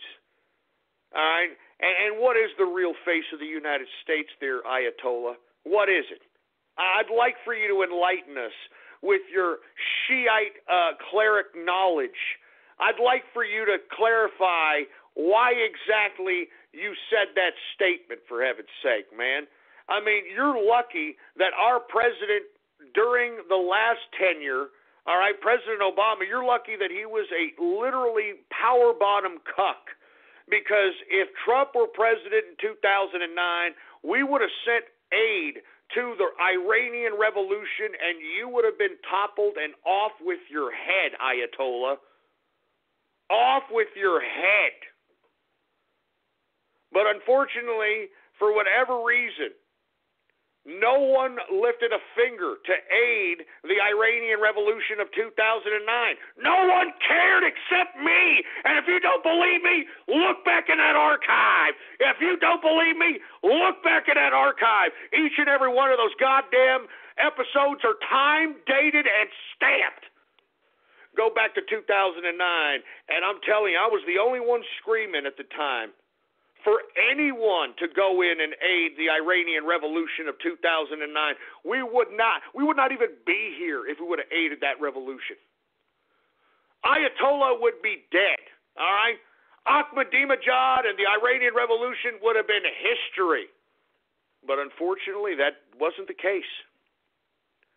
Unfortunately, the uprising in Iran fell on deaf ears, and the Iranian government squashed and crushed the opposition by not only killing those that were uprising, but went after and killed their families as well.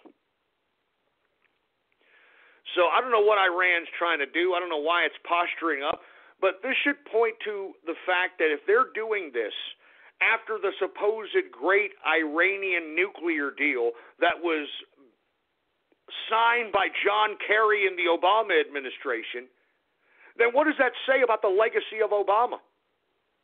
I mean, folks, much like I said about him earlier in the broadcast, how he sabotaged our country with this immigration policy, with bringing in all these wild Yehudis, within bringing in all these immigrants, he sabotaged our country through immigration. The same thing with this Iranian deal, folks. I mean, that's all he did as president, was destroy America. Are you getting that now?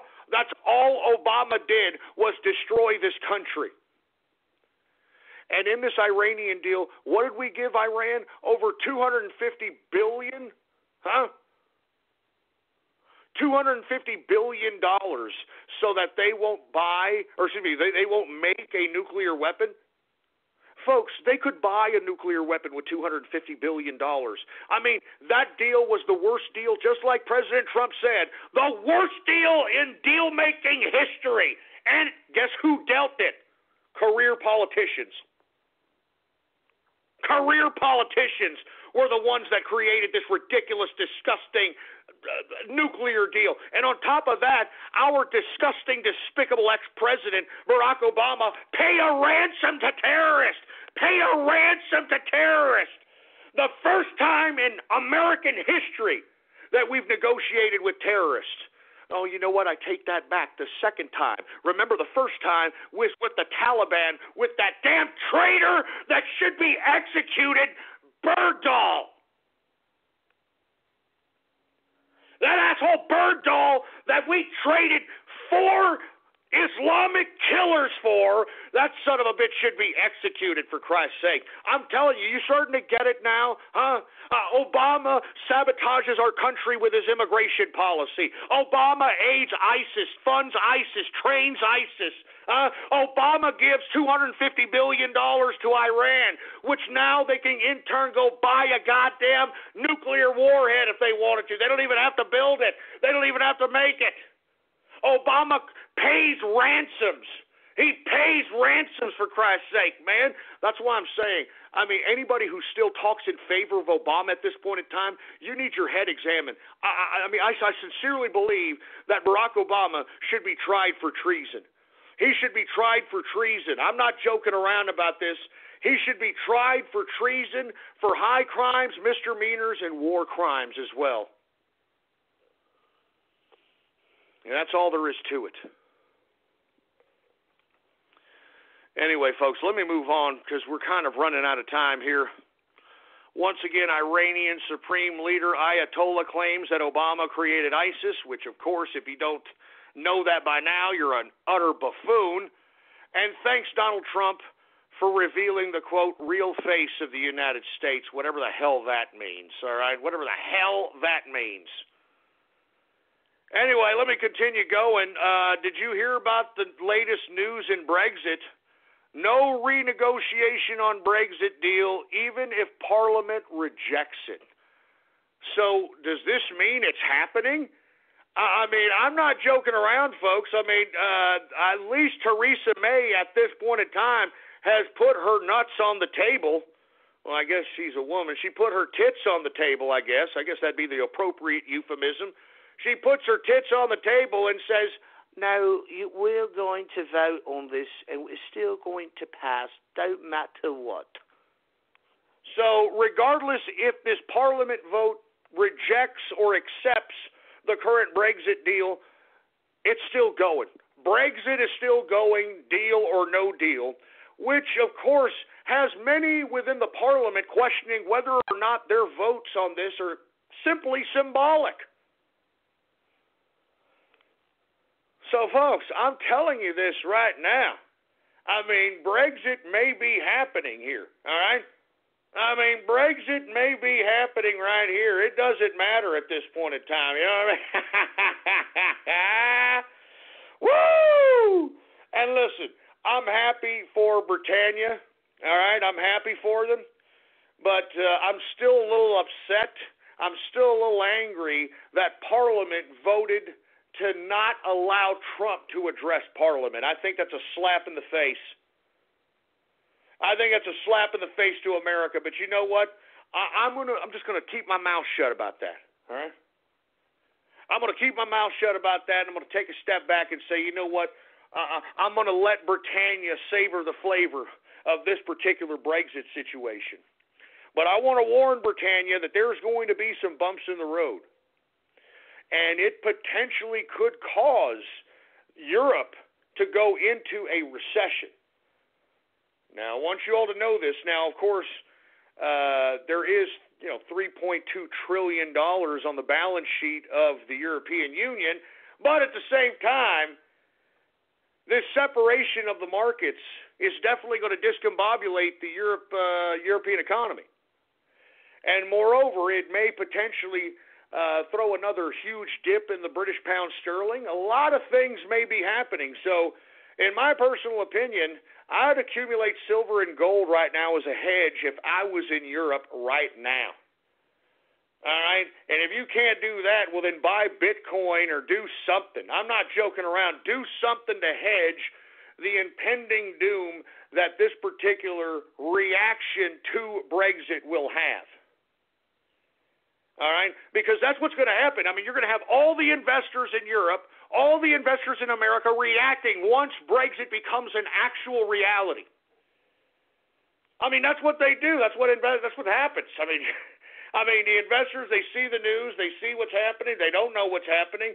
They don't want their money involved in uncertainty. They take it out. That's why you see these turbulence times whenever there's levels of uncertainty. I mean, you see helter-skelter markets during levels of uncertainty, for heaven's sake. So anyway, with that being said, let me continue going on because we're running out of time here, all right? Anyway, I want to talk a little bit about Obama since we're talking about him throughout the whole goddamn broadcast. Meanwhile, the United States is suffering from all the disgusting sabotage and terroristic policies that he inflicted upon our country. This asshole has the audacity to snap pictures with himself vacationing with billionaire Richard Branson, kite surfing. I mean, can you believe this guy? I mean, and this guy's smiling, putting out pictures of himself kite surfing while all of America is suffering. All right? All right, they're suffering. And he's out here smiling like I freaking hate Obama, that son of a... He's a treasonous bastard!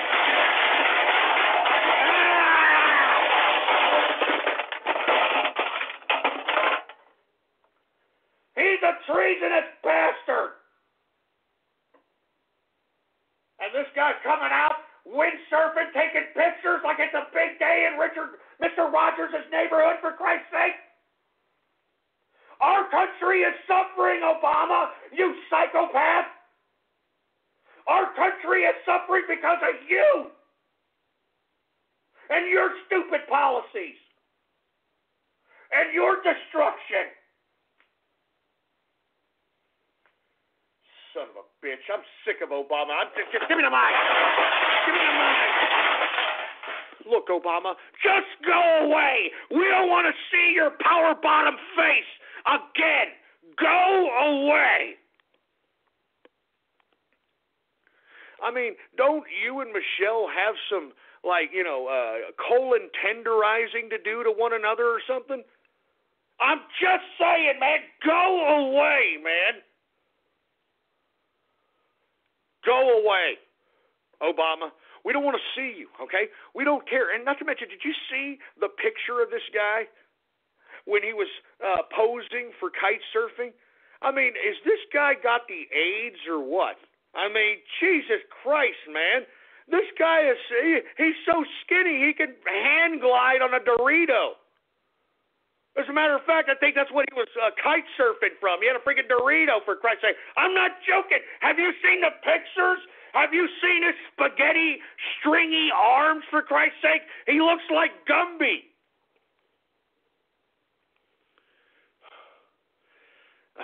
Goddamn freaking Obama, man. I'm telling you this right now. I'm telling you this right now. God damn it, you son of a bitch.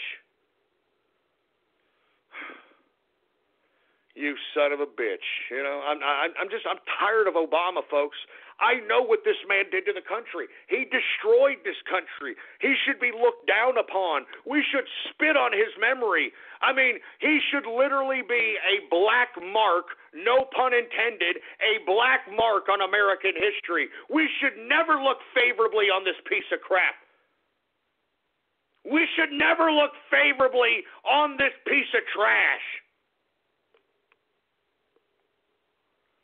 I'm telling you, I hope history damns Barack Obama because he destroyed America. He was in charge of the dismantling of America. He was in charge to dismantle America to allow both Russia and China to become superpowers that surpass Americans' world dominance. And look at Obama. He's just sitting there. He's freaking kite surfing. He thinks it's a great day. What a psychopath. What an utter psychopath. And I bet you this asshole sleeps like a baby, doesn't he, huh? I bet you this freaking disgusting, despicable psychopath sleeps like a baby. What a disgusting, filthy human being, that Barack Obama. God damn, what a disgusting, despicable human being.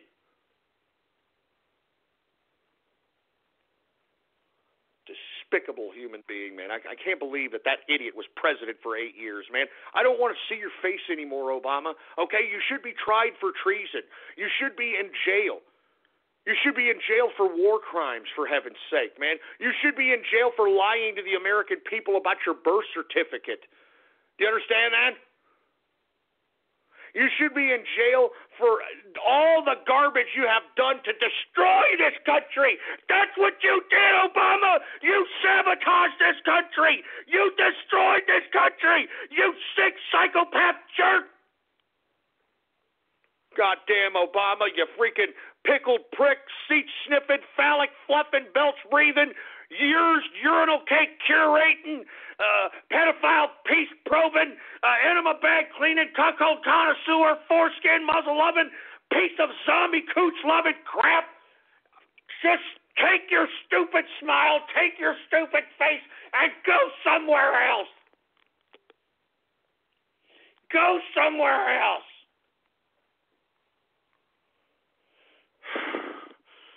Son of a bitch. I got to calm down, folks. I'm sorry I'm going off keister, but I'm sick of this guy, man. I'm sick of looking at this guy. I'm sick of looking at Obama. I'm sick of talking about Obama. I'm sick of him.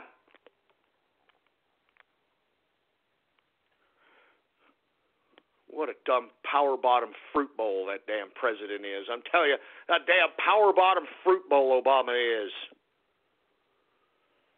Jesus Christ. You know what? Let me calm down. Let me have my drink. Give me my drink, for Christ's sake.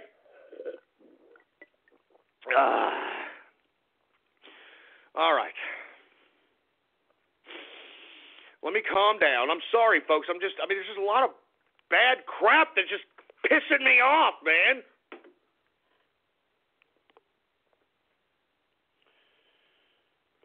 Anyway, folks. Well, let me just go ahead and get to everybody's favorite part of the broadcast, all right? And I'm talking about Radio Graffiti! That's right, folks. Radio Graffiti, the part of the broadcast where the spectators become a part of the spectacle. All you got to do is give me a call right now at 516-453-9903. The number again is 453-9903, and when I call on your area code, you've got exactly 3 to 4 seconds to say whatever it is that's on your mind. That's why we call this Radio Graffiti, all right?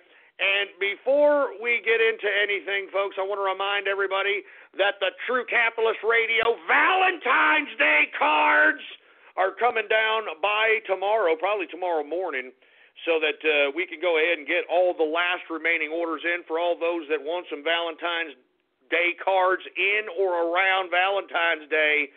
Go ahead and type in your browser right now, ghost.market, all right? Ghost.market, all right, is what you type into your browser, and go pick up a couple of Valentine's Day cards for yourself, for your pet, for your mammy, for your girl, for your boyfriend, for your eunuch, whatever, all right? All right? Anyway, without any further ado, hey, engineer, do we got any Radio Graffiti calls to be had here, engineer?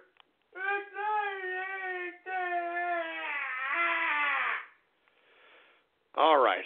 Now, before we get into Radio Graffiti, let me tell you something. I'm not in the mood for any of this garbage. I'm not in the mood for your typical dumbass ridiculousness.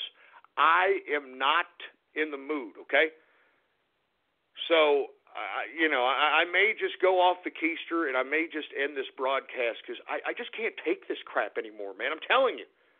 Every day, every damn day I do this, man. I mean, 3 hours a day, 5 days a week, for Christ's sake, man. I deserve more respect. I mean, I'm a capitalist.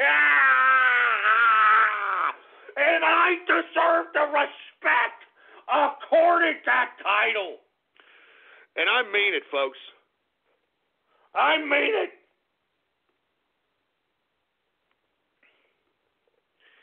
I mean it.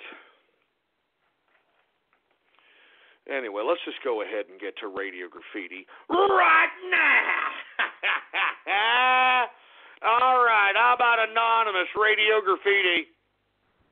Oh, your show is super boring. Talk about video games or something actually interesting. Outside the office, you exercise, eat right, but being healthy shouldn't stop when you sit down at your desk. People say sitting is the new smoking. But what can you do? Check out Veridesk, the original and easiest way to stand and sit while you work. It's simple and height adjustable with no assembly or new office furniture required. Find the size that's perfect for your desk at veridesk.com. Stand, sit, feel better. Go to veridesk.com and work the way you live. Veridesk. Work elevated. Metro's Purple Line Extension will be conducting daily construction activities on Wilshire Boulevard between San Vicente Boulevard and La Cienega Boulevard in the city of Beverly Hills. This work will make way for the first 3 stations of the rail line's extension to the west side. For details, visit metro.net/Purple Line Extension. Now go play a video game. I don't care. You're the one sitting on hold for 40 minutes there, Fruit Bowl. Huh? What were you doing, putting a couple of fingers up your shit funnel while listening to me there, fruity ass? Was that what that was? Huh? Video games now. Fruity ass bastards, man. Anonymous Radio Graffiti. The show was over at last. A lot of people met Ghost. Inner Circle. Was swooping it up. It was swooping a motherfucker's ass from a belt. Retappers.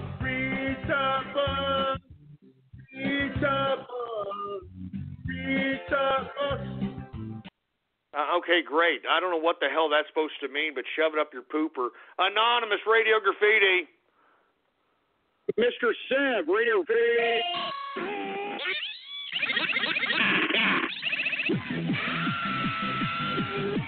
With that being said, let me go ahead and get to the markets, folks. Okay, because this is the first trading day session of the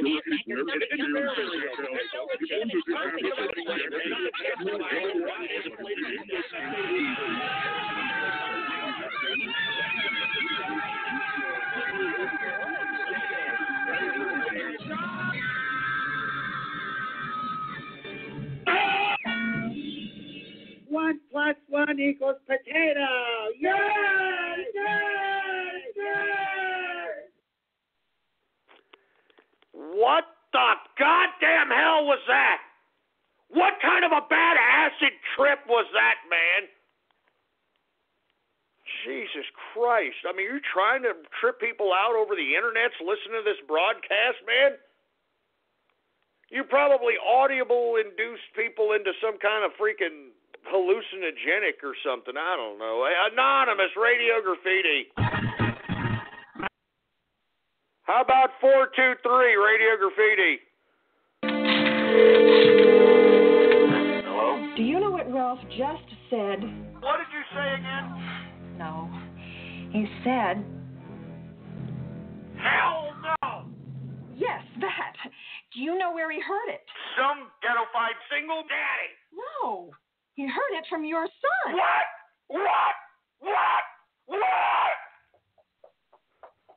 God damn it, engineer! You want another trip to the woodshed, boy? Yeah! Time for you to be a man, boy!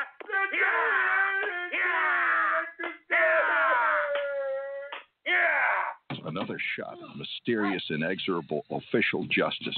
Rinse out and go to bed. What the hell was that? Are you kidding me, man? I know what that is. Shove it up your ass. That's not funny, man. Anonymous Radio Graffiti. Benito Gosini, Radio Graffiti. If I had to go around with that deformed head and face of Donald Trump, I'd be desperate for attention too, so I don't blame him. Unfortunately, we can't even understand that because of the Obama phone. Jesus Christ, fix your phone before you call up here. Anonymous Radio Graffiti. Dear Ghost. Dear Ghostler. Dear Ghost. Please ban these fail trolls.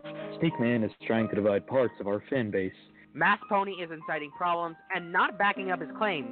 In Super Smash, he's just a bunch of fail. He's just another piece of fail. He's just fail. He's just pure fail. We're sick and tired of being associated with this. Some of us listened to the show as far back as 2008. Others since 2011. And even new listeners tuned in during your return in 2016. And yes, there used to be failed trolls. But not as bad as this. Please, Ghost. Please. Ghost. Ghostler. Ghosty. Any name we call you, we ask you. Ban Sneakman. Ban Mass Pony. And ban Super Smash. Kick them from ever calling again. Ban them from ever calling again. Thanks, Ghost. Thanks, Ghostler. Thanks, Ghosty. What the hell was that, for Christ's sake, man? What the hell was that? I mean, seriously, what the hell was that, man? Jesus Christ, man. I don't even know how to react to that, man. I mean, that was like... Here, let me show you what...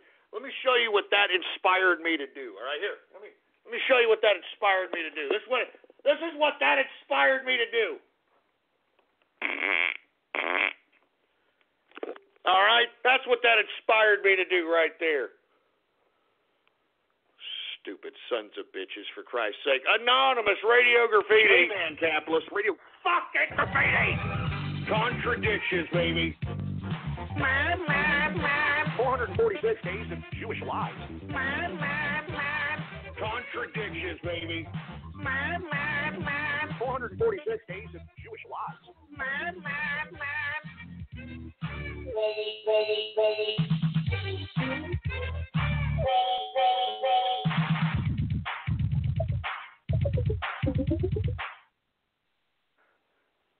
What the hell was that, for Christ's sake, man? What in the blue hell was that about? How many remixes are there, actually, man? How many remixes? At least over 9,000 of them at this point in time, man, at least. At goddamn least. Anonymous Radio Graffiti. One hot day in San Antonio, the gelatinous beast known as Ghost was bitching at his wife for being too fat to change his catheter bag. His wife responded by flipping him off with one of her corn silo-sized fingers before going back to smoking 4 crack pipes at once. Ghost attempted to throw his shit bag at her, but because he threw like a little girl with Down syndrome, the bag hovered a few inches in the air before being sucked up by his Junos, causing Ghost to get high off of smelling his own shit like he usually does on a typical broadcast. The munchies came soon afterwards, and Ghost wheeled his All right, we get it. Your little fanfic. Jesus Christ. I mean, if I would have probably left it on a little longer, you probably would have heard, but you don't understand, Ghost, it's a nice story about incontinence. Good God. 973 Radio Graffiti. She left me with her. Oh, why did she do that? Last night I sat upon my chair. Well, get a better phone, for heaven's sake. What the hell is that about? I mean, Jesus Christ. 920 Radio Graffiti. Hey, Ghost. Just wanted to shout out to you, shout out to the engineer, and come on, guys. Let's not let history repeat itself with 2012 and these drama shit. Come on, guys. Thanks, Ghost. Hey, I can't stop the short bus, okay? You heard the autistic screeching. I can't stop it, okay? I can't stop it. All right? Short bus. It's the short bus. Anyway, 443 Radio Graffiti. I'll take you a trip to the woodshed, boy. Here. Yeah. I ain't made a man of you yet, boy. Yeah. Man, that's freaking racist, for Christ's sake. You're going to get me pulled off the air, man. Son of a bitch. You assholes are going to get me pulled off the air with that racist crap. Now cut it out. Cut it out, I'm warning your ass. Give me the damn mic.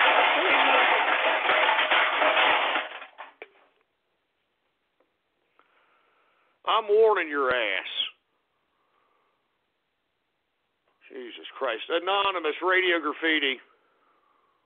Night Prowler Radio Graffiti. Son of a bitch, I got my internet butt stalker in the freaking kitchen, boy. Butt naked, making me corn grits, bent over backwards. Do me in the butt, baby cake.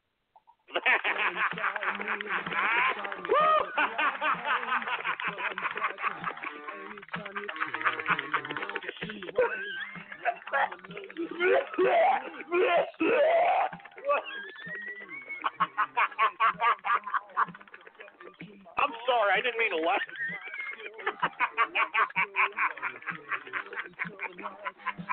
Internet butt stalker, I am going to come.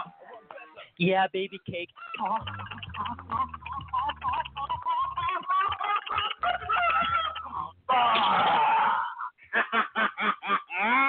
Woo!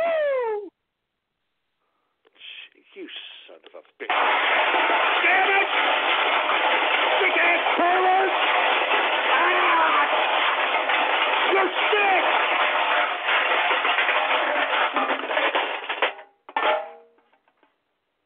You idiots are sick, man. You idiots are goddamn sick.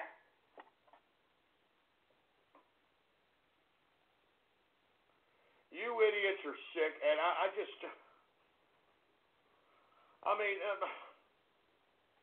I'm tired of this crap. I'm tired of putting up with this crap.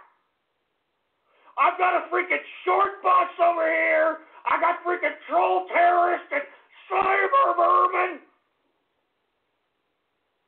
I got freaking bronies and furries and anime and tohus. I mean, good God. It would drive anybody else insane. It would drive anybody else insane. Good God. It would drive anybody else insane at this point in time, man. Oh, my God. Give me the freaking mic. Give me the mic. Freaking mic. I'm telling you, I'm just going to go insane, man. It would make anybody else go insane. Jesus Christ, I just got to calm down, man. People are tainting my Taco Tuesday, you know, and all I want to do when I do this goddamn radio graffiti is just have a little bit of interaction with the fans, man. That's all I'm trying to do is have a little bit of interaction with the fans, and this is the kind of crap I get. Jesus Christ, man. Anonymous radio graffiti.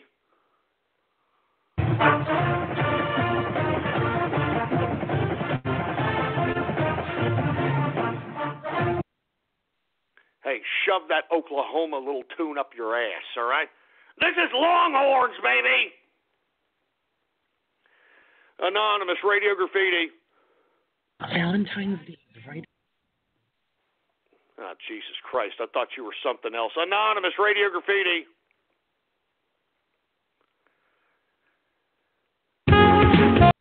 I mean, get it straight! Anonymous radio graffiti. Yo, it's good, Ghost. Shalom, shalom. Why you always talking about my President Obama? I thought you said he was going to stop talking about him. Hey, I thought he was going to stop showing his little fruit bowl head. I thought he was going to stop showing his fruit bowl head. Stop talking about my President Barack Obama. He's going to change the world, and you just mad because Trump ain't doing shit. What are you talking about? He's doing everything. He's only been in power for 2 weeks. 2 weeks. 2 weeks.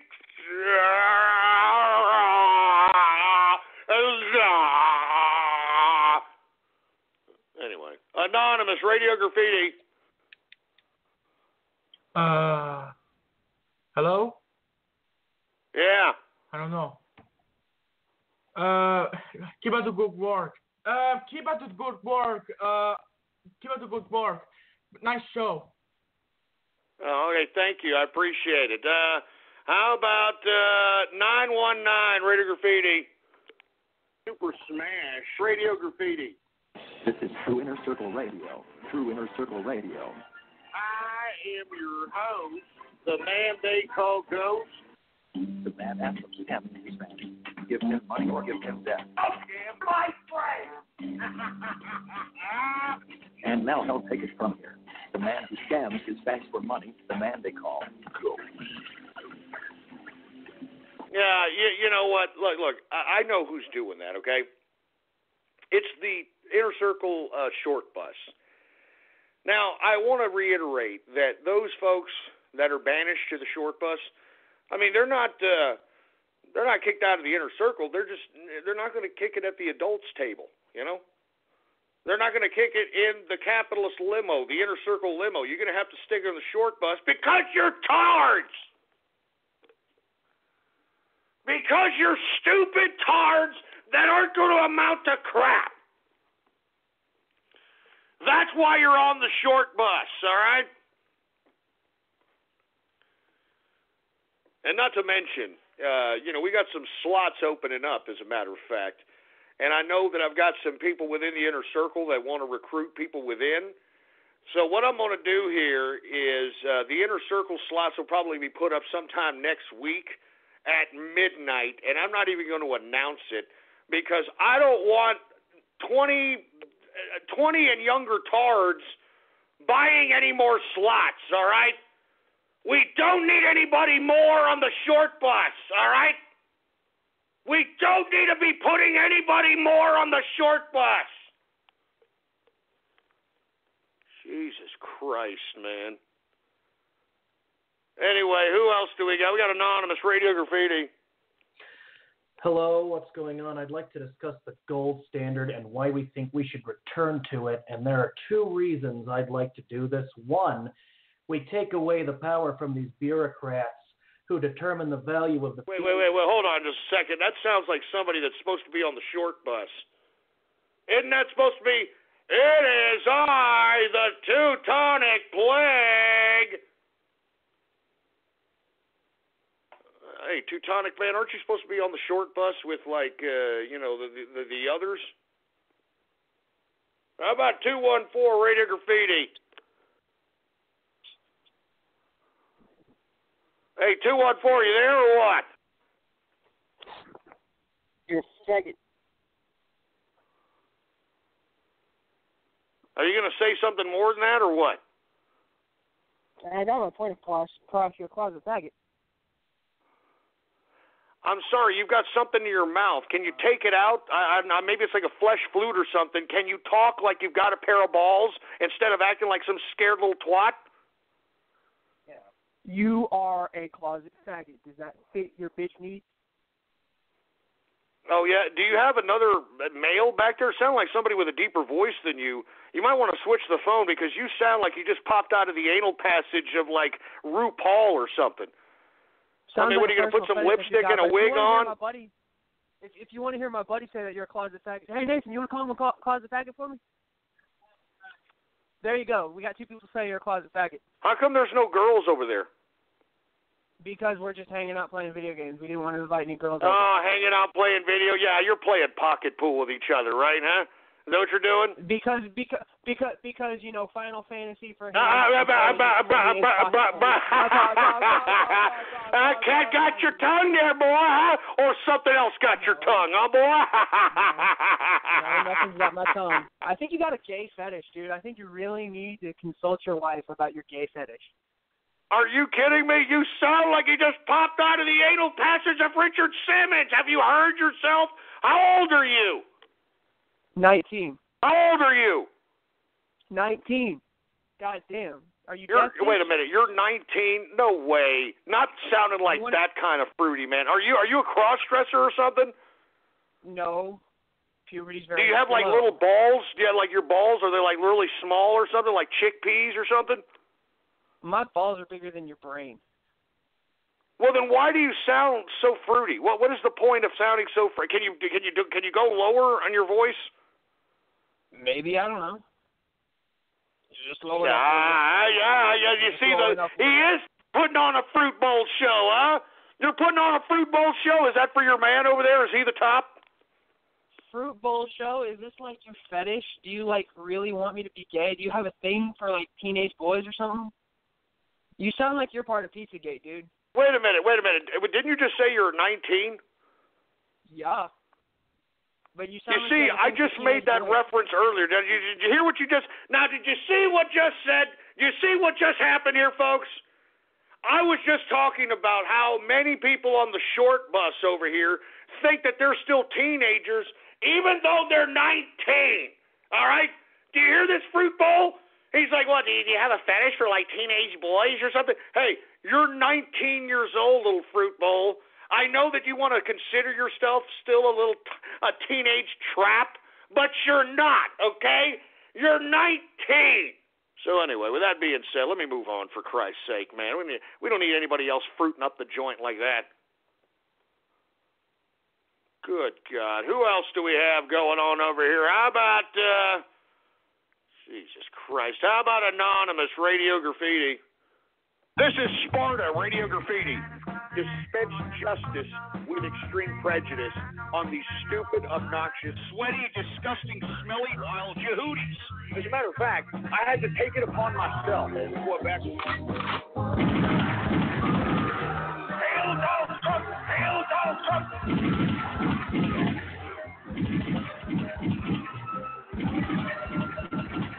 Hail Donald Trump! You son of a bitch, Spartan, man. Look, just shove it up your ass as well there, boy, all right? You shove it up your ass. Anonymous Radio Graffiti. Rational Ryan Radio Graffiti. I love whacking off to a picture of Boogie and his bruised ass. Oh, jeez. Oh, yeah. Oh, jeez, yeah. Oh, yeah. Oh, yeah. Oh, jeez. Oh, Jesus Christ. You sick son of a bitch. That's sick! You sick son of a bitch!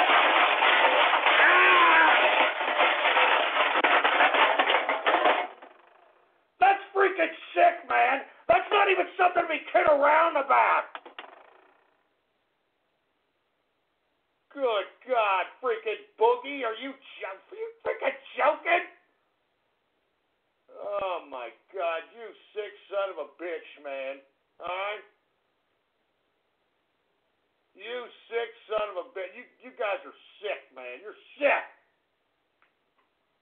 freaking Boogie's Brews. Give me the mic. Give me the mic. Jesus Christ, man. I'm telling you assholes are tainting this Taco Tuesday. I'll tell you that right goddamn now. Tainting this goddamn Taco Tuesday, to say the least. So give me a goddamn break.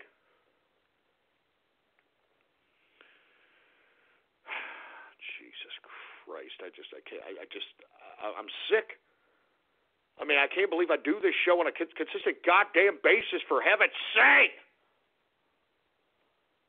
I mean, Jesus Christ, man. I mean, I'm freaking jaded, for Christ's sake, man. I mean, I'm depressed.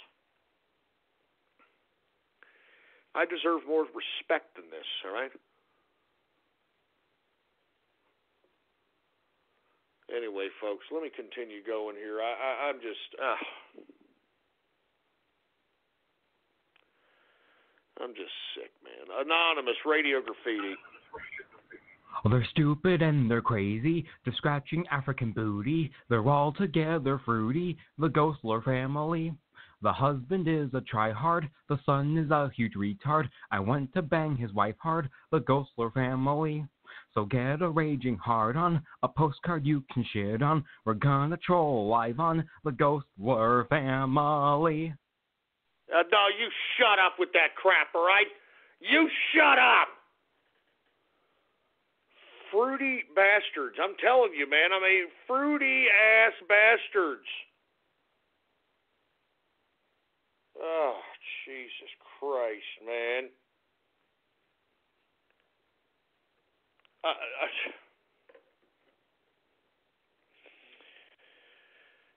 I don't know what else.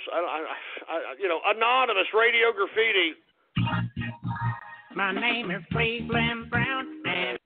That's great. All right. Anonymous Radio Graffiti. You're taking too long, you stupid fruit bowl. How about Tarascan Radio Graffiti? Since Lady Gaga recently gained weight, from that point on, we will now call her Lady Num Num. Yeah, well, you gotta call her something. How about Tumblard? How about getting some better work ethic? How about, hey, Bimbo, you're performing in front of 80-plus million people on the freaking Super Bowl. How about trimming some fat off that fat ass? Outside the office, you exercise, eat right, but being healthy shouldn't stop when you sit down at your desk. People say sitting is the new smoking. But what can you do? Check out Veridesk, the original and easiest way to stand and sit while you work. It's simple and height adjustable with no assembly or new office furniture required. Find the size that's perfect for your desk at Veridesk.com. Stand, sit, feel better. Go to Veridesk.com and work the way you live. Veridesk. Work elevated. Hi, I'm a helpful Southern California Honda person, and recently we've been doing random acts of helpfulness. Like decorating a children's hospital, helping a mom get a tutor for her son, and even replacing stolen tools from a car break-in. And right now, during the Honda Dream Garage sales event, we can help you too with a great deal on an award-winning Honda. Like the Accord, a 2017 Car and Driver 10 Best a record 31 times. Click the dealer locator link to find a dealer near you, and go to SoCalHondaDealers.com to suggest a random act of helpfulness for someone you know. Car and Driver, January 2017. Jesus Christ, man. Who else we got here? How about 808 Radio Graffiti? Yo, Ghost, Kahuna Capitalist here, man. Hey, what's going on, Kahuna? Long time no see. How you doing? Yeah, long time no see too, man. It's been a little busy for a while, you know, business and all that crap. Anyways, I actually want to bring up a little something about the whole, the Fox News reporter who, who offended Putin. Let's remember that other reporter who's supposed to be an anti-Putin. Yeah, it was Bill O'Reilly, I think it was. Yes. Not to mention, I heard reportedly the guy actually right now is having food testers. You know, tasting his own food now. Well, I don't blame him. Are you talking about Bill O'Reilly? Yeah, I'm talking about Bill O'Reilly. I mean, I don't blame him. Are you kidding me? I mean, anybody that criticizes Putin ends up, unfortunately, getting loaded up with some kind of, I don't know, radiation or some kind of crap. I mean, who the hell knows anymore, man? Hey, anyway, thanks for calling up, Kahuna. Good to hear from you. How about Anonymous Radio Graffiti? El Foxo Loco Radio Graffiti. Going too far, my ass! You ain't seen me go far enough!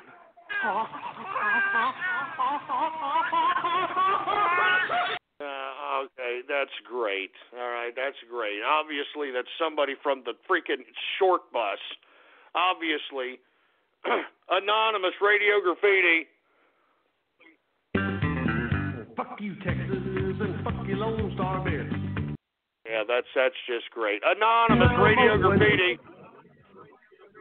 Oh, it's the same schmuck. Here, let's hang this asshole up. Jesus Christ. Who else we got? 352 Radio Graffiti. This is True Meltdown Radio. True Meltdown Radio. I'm your goddamn host, the man they call Ghost, yada, yada, yada. I mean, I'm sick of this crap. The crap beyond the angry voice. Give him meltdown or give him death. Broadcasting from his angry, thrashing office in Austin, Texas. And now, he'll take it from here. Mr. Big Anger Issues, the man they call Bro. Man, you know what? That's not even really funny. Seriously, that's not funny. And, the reason I get upset is because of you bastards. It's because of you morons. 609 Radio Graffiti. Joe, I've been on air 22 years. I don't get into aliens, metaphysical, religion, any of that. A few moments later. The devil, whatever you want to call it, this interdimensional thing that gives them advanced off-world technology, the fallen one that's not of this world. A few moments later. This is an interdimensional force that wants to influence us to build something that absorbs us and kills us. I don't get into aliens, metaphysical, religion, any of that. Tell me lies, tell me sweetness. Wait, I mean, what are you saying that Alex Jones lies? I'm not going to disagree with that. Stop claiming that I'm Alex Jones, okay? That's an insult. Anonymous Radio Graffiti. My name. Yeah, good one. How about Anonymous Radio Graffiti? I got bitches all on my dick and every day, sucking on my balls, licking on my balls. Bitches, they know. Stick it in that booty hole, my balls, suck on my balls. Come on, all up in that asshole. Let me hit that booty roll. Licking the dick, sucking the balls, swallow the dog, beating down your pussy, walk to the ground, spin around and round, and these stacks get down. Shit. Swallow the nut, picking the butt, beating it up, and that's how I fuck. I got bitches all man, get that. That's disgusting. What kind of vile, disgusting, despicable song is that? Oh, my God. I can only imagine some idiot right now in front of his computer was getting down right now to that sick-ass song.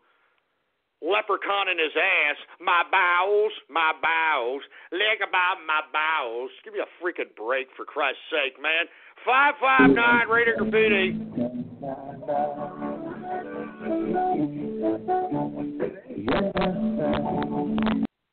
I don't know what the hell that's supposed to be, for Christ's sake. You got to take the phone out of your ass. Anonymous Radio Graffiti.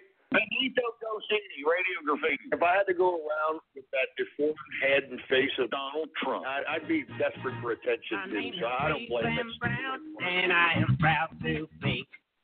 Yeah, okay, that's great, for Christ's sake. How about Anonymous Radio Graffiti? That's a bad connection. How about 352 Radio Graffiti? Ghost, my name is Peter. I just need to talk to you about something kind of personal. Well, I took this test, and it sort of turns out that I'm technically mentally retarded. And, I just wanted to ask, how do you deal with it, with being retarded? What are you talking about? What are you talking? Is that Peter, you son of a bitch? That's not funny! That's not funny! Jesus Christ, man. Now I've got Peter calling me up over here. I'm retarded.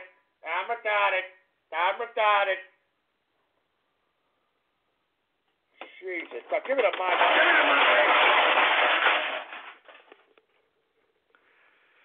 Good God. I'm retarded. Give me a freaking break. Anonymous Radio Graffiti. Tired of not being called on to play a splice or a remix you worked hard making to troll ghosts with? You want to be ripped off by a racist ham-boned Jew from Texas? Well, you're in luck. Introducing Radio Graffiti Plus. We make sure you are the first one to make Ghost smash his beer cans around. All you have to do is pay $4.20 a month, and you are guaranteed easy access to everybody's favorite part of the broadcast. But wait, there's more. If you call right now in the next 5 minutes into the segment, you get to come inside his wife absolutely free. Don't take my word for it. Here are some satisfied customers. Ever since they started accepting EBTs, I was able to talk to ghosts about my problems for as long as I want. I'm happy for Radio Graffiti Plus. I get called up every day now. Thanks, Radio Graffiti Plus. Yeah, man, don't talk to me until I've had my coffee. Thanks to Radio Graffiti Plus, I can now have a descendant of George Soros handle all my money now. Is this another eBay sort of thing? Man, I hate figuring things out on my own. Hey, Kanga, can you do this for me? Radio Graffiti Plus. Sign up today. Call 563. Yeah, you know what? Yeah. You shut that crap off. You won't be laughing when I start charging for Radio Graffiti, you son of a bitch. How you like that? Huh? How about that? I start charging for Radio Graffiti, and you people can start calling me a Jew for real, okay? You already called me a Jew, for Christ's sake, so who cares? 614 Radio Goddamn Graffiti. Ghost, thanks to you bringing up the declining chocolate prices, I came to the conclusion that there's a lot of money to be made before Valentine's Day with interactive life forms, the makers of Fleshlight. Speaking of which, why don't you sell some autographed ones for $200 a piece on Ghost.market? Oh, my. No, you son of a bitch. You shithead! You son of a bitch!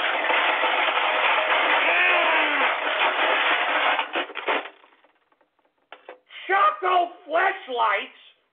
Choco Fleshlights? You joking, for Christ's sake? Give me a break! Give me the goddamn mic. Give me the mic! Give me the mic! You know what? I'm done with this tainted Taco Tuesday, for Christ's sake. I'm done! Follow me on Twitter, scumbags, all right? Politics Ghost is the name to follow. And like I said, the Valentine's Day cards come down tomorrow. So go ahead and get one while you can. Ghost.market. All right? It's that easy. Type it in your freaking browser. Ghost.market. Get one.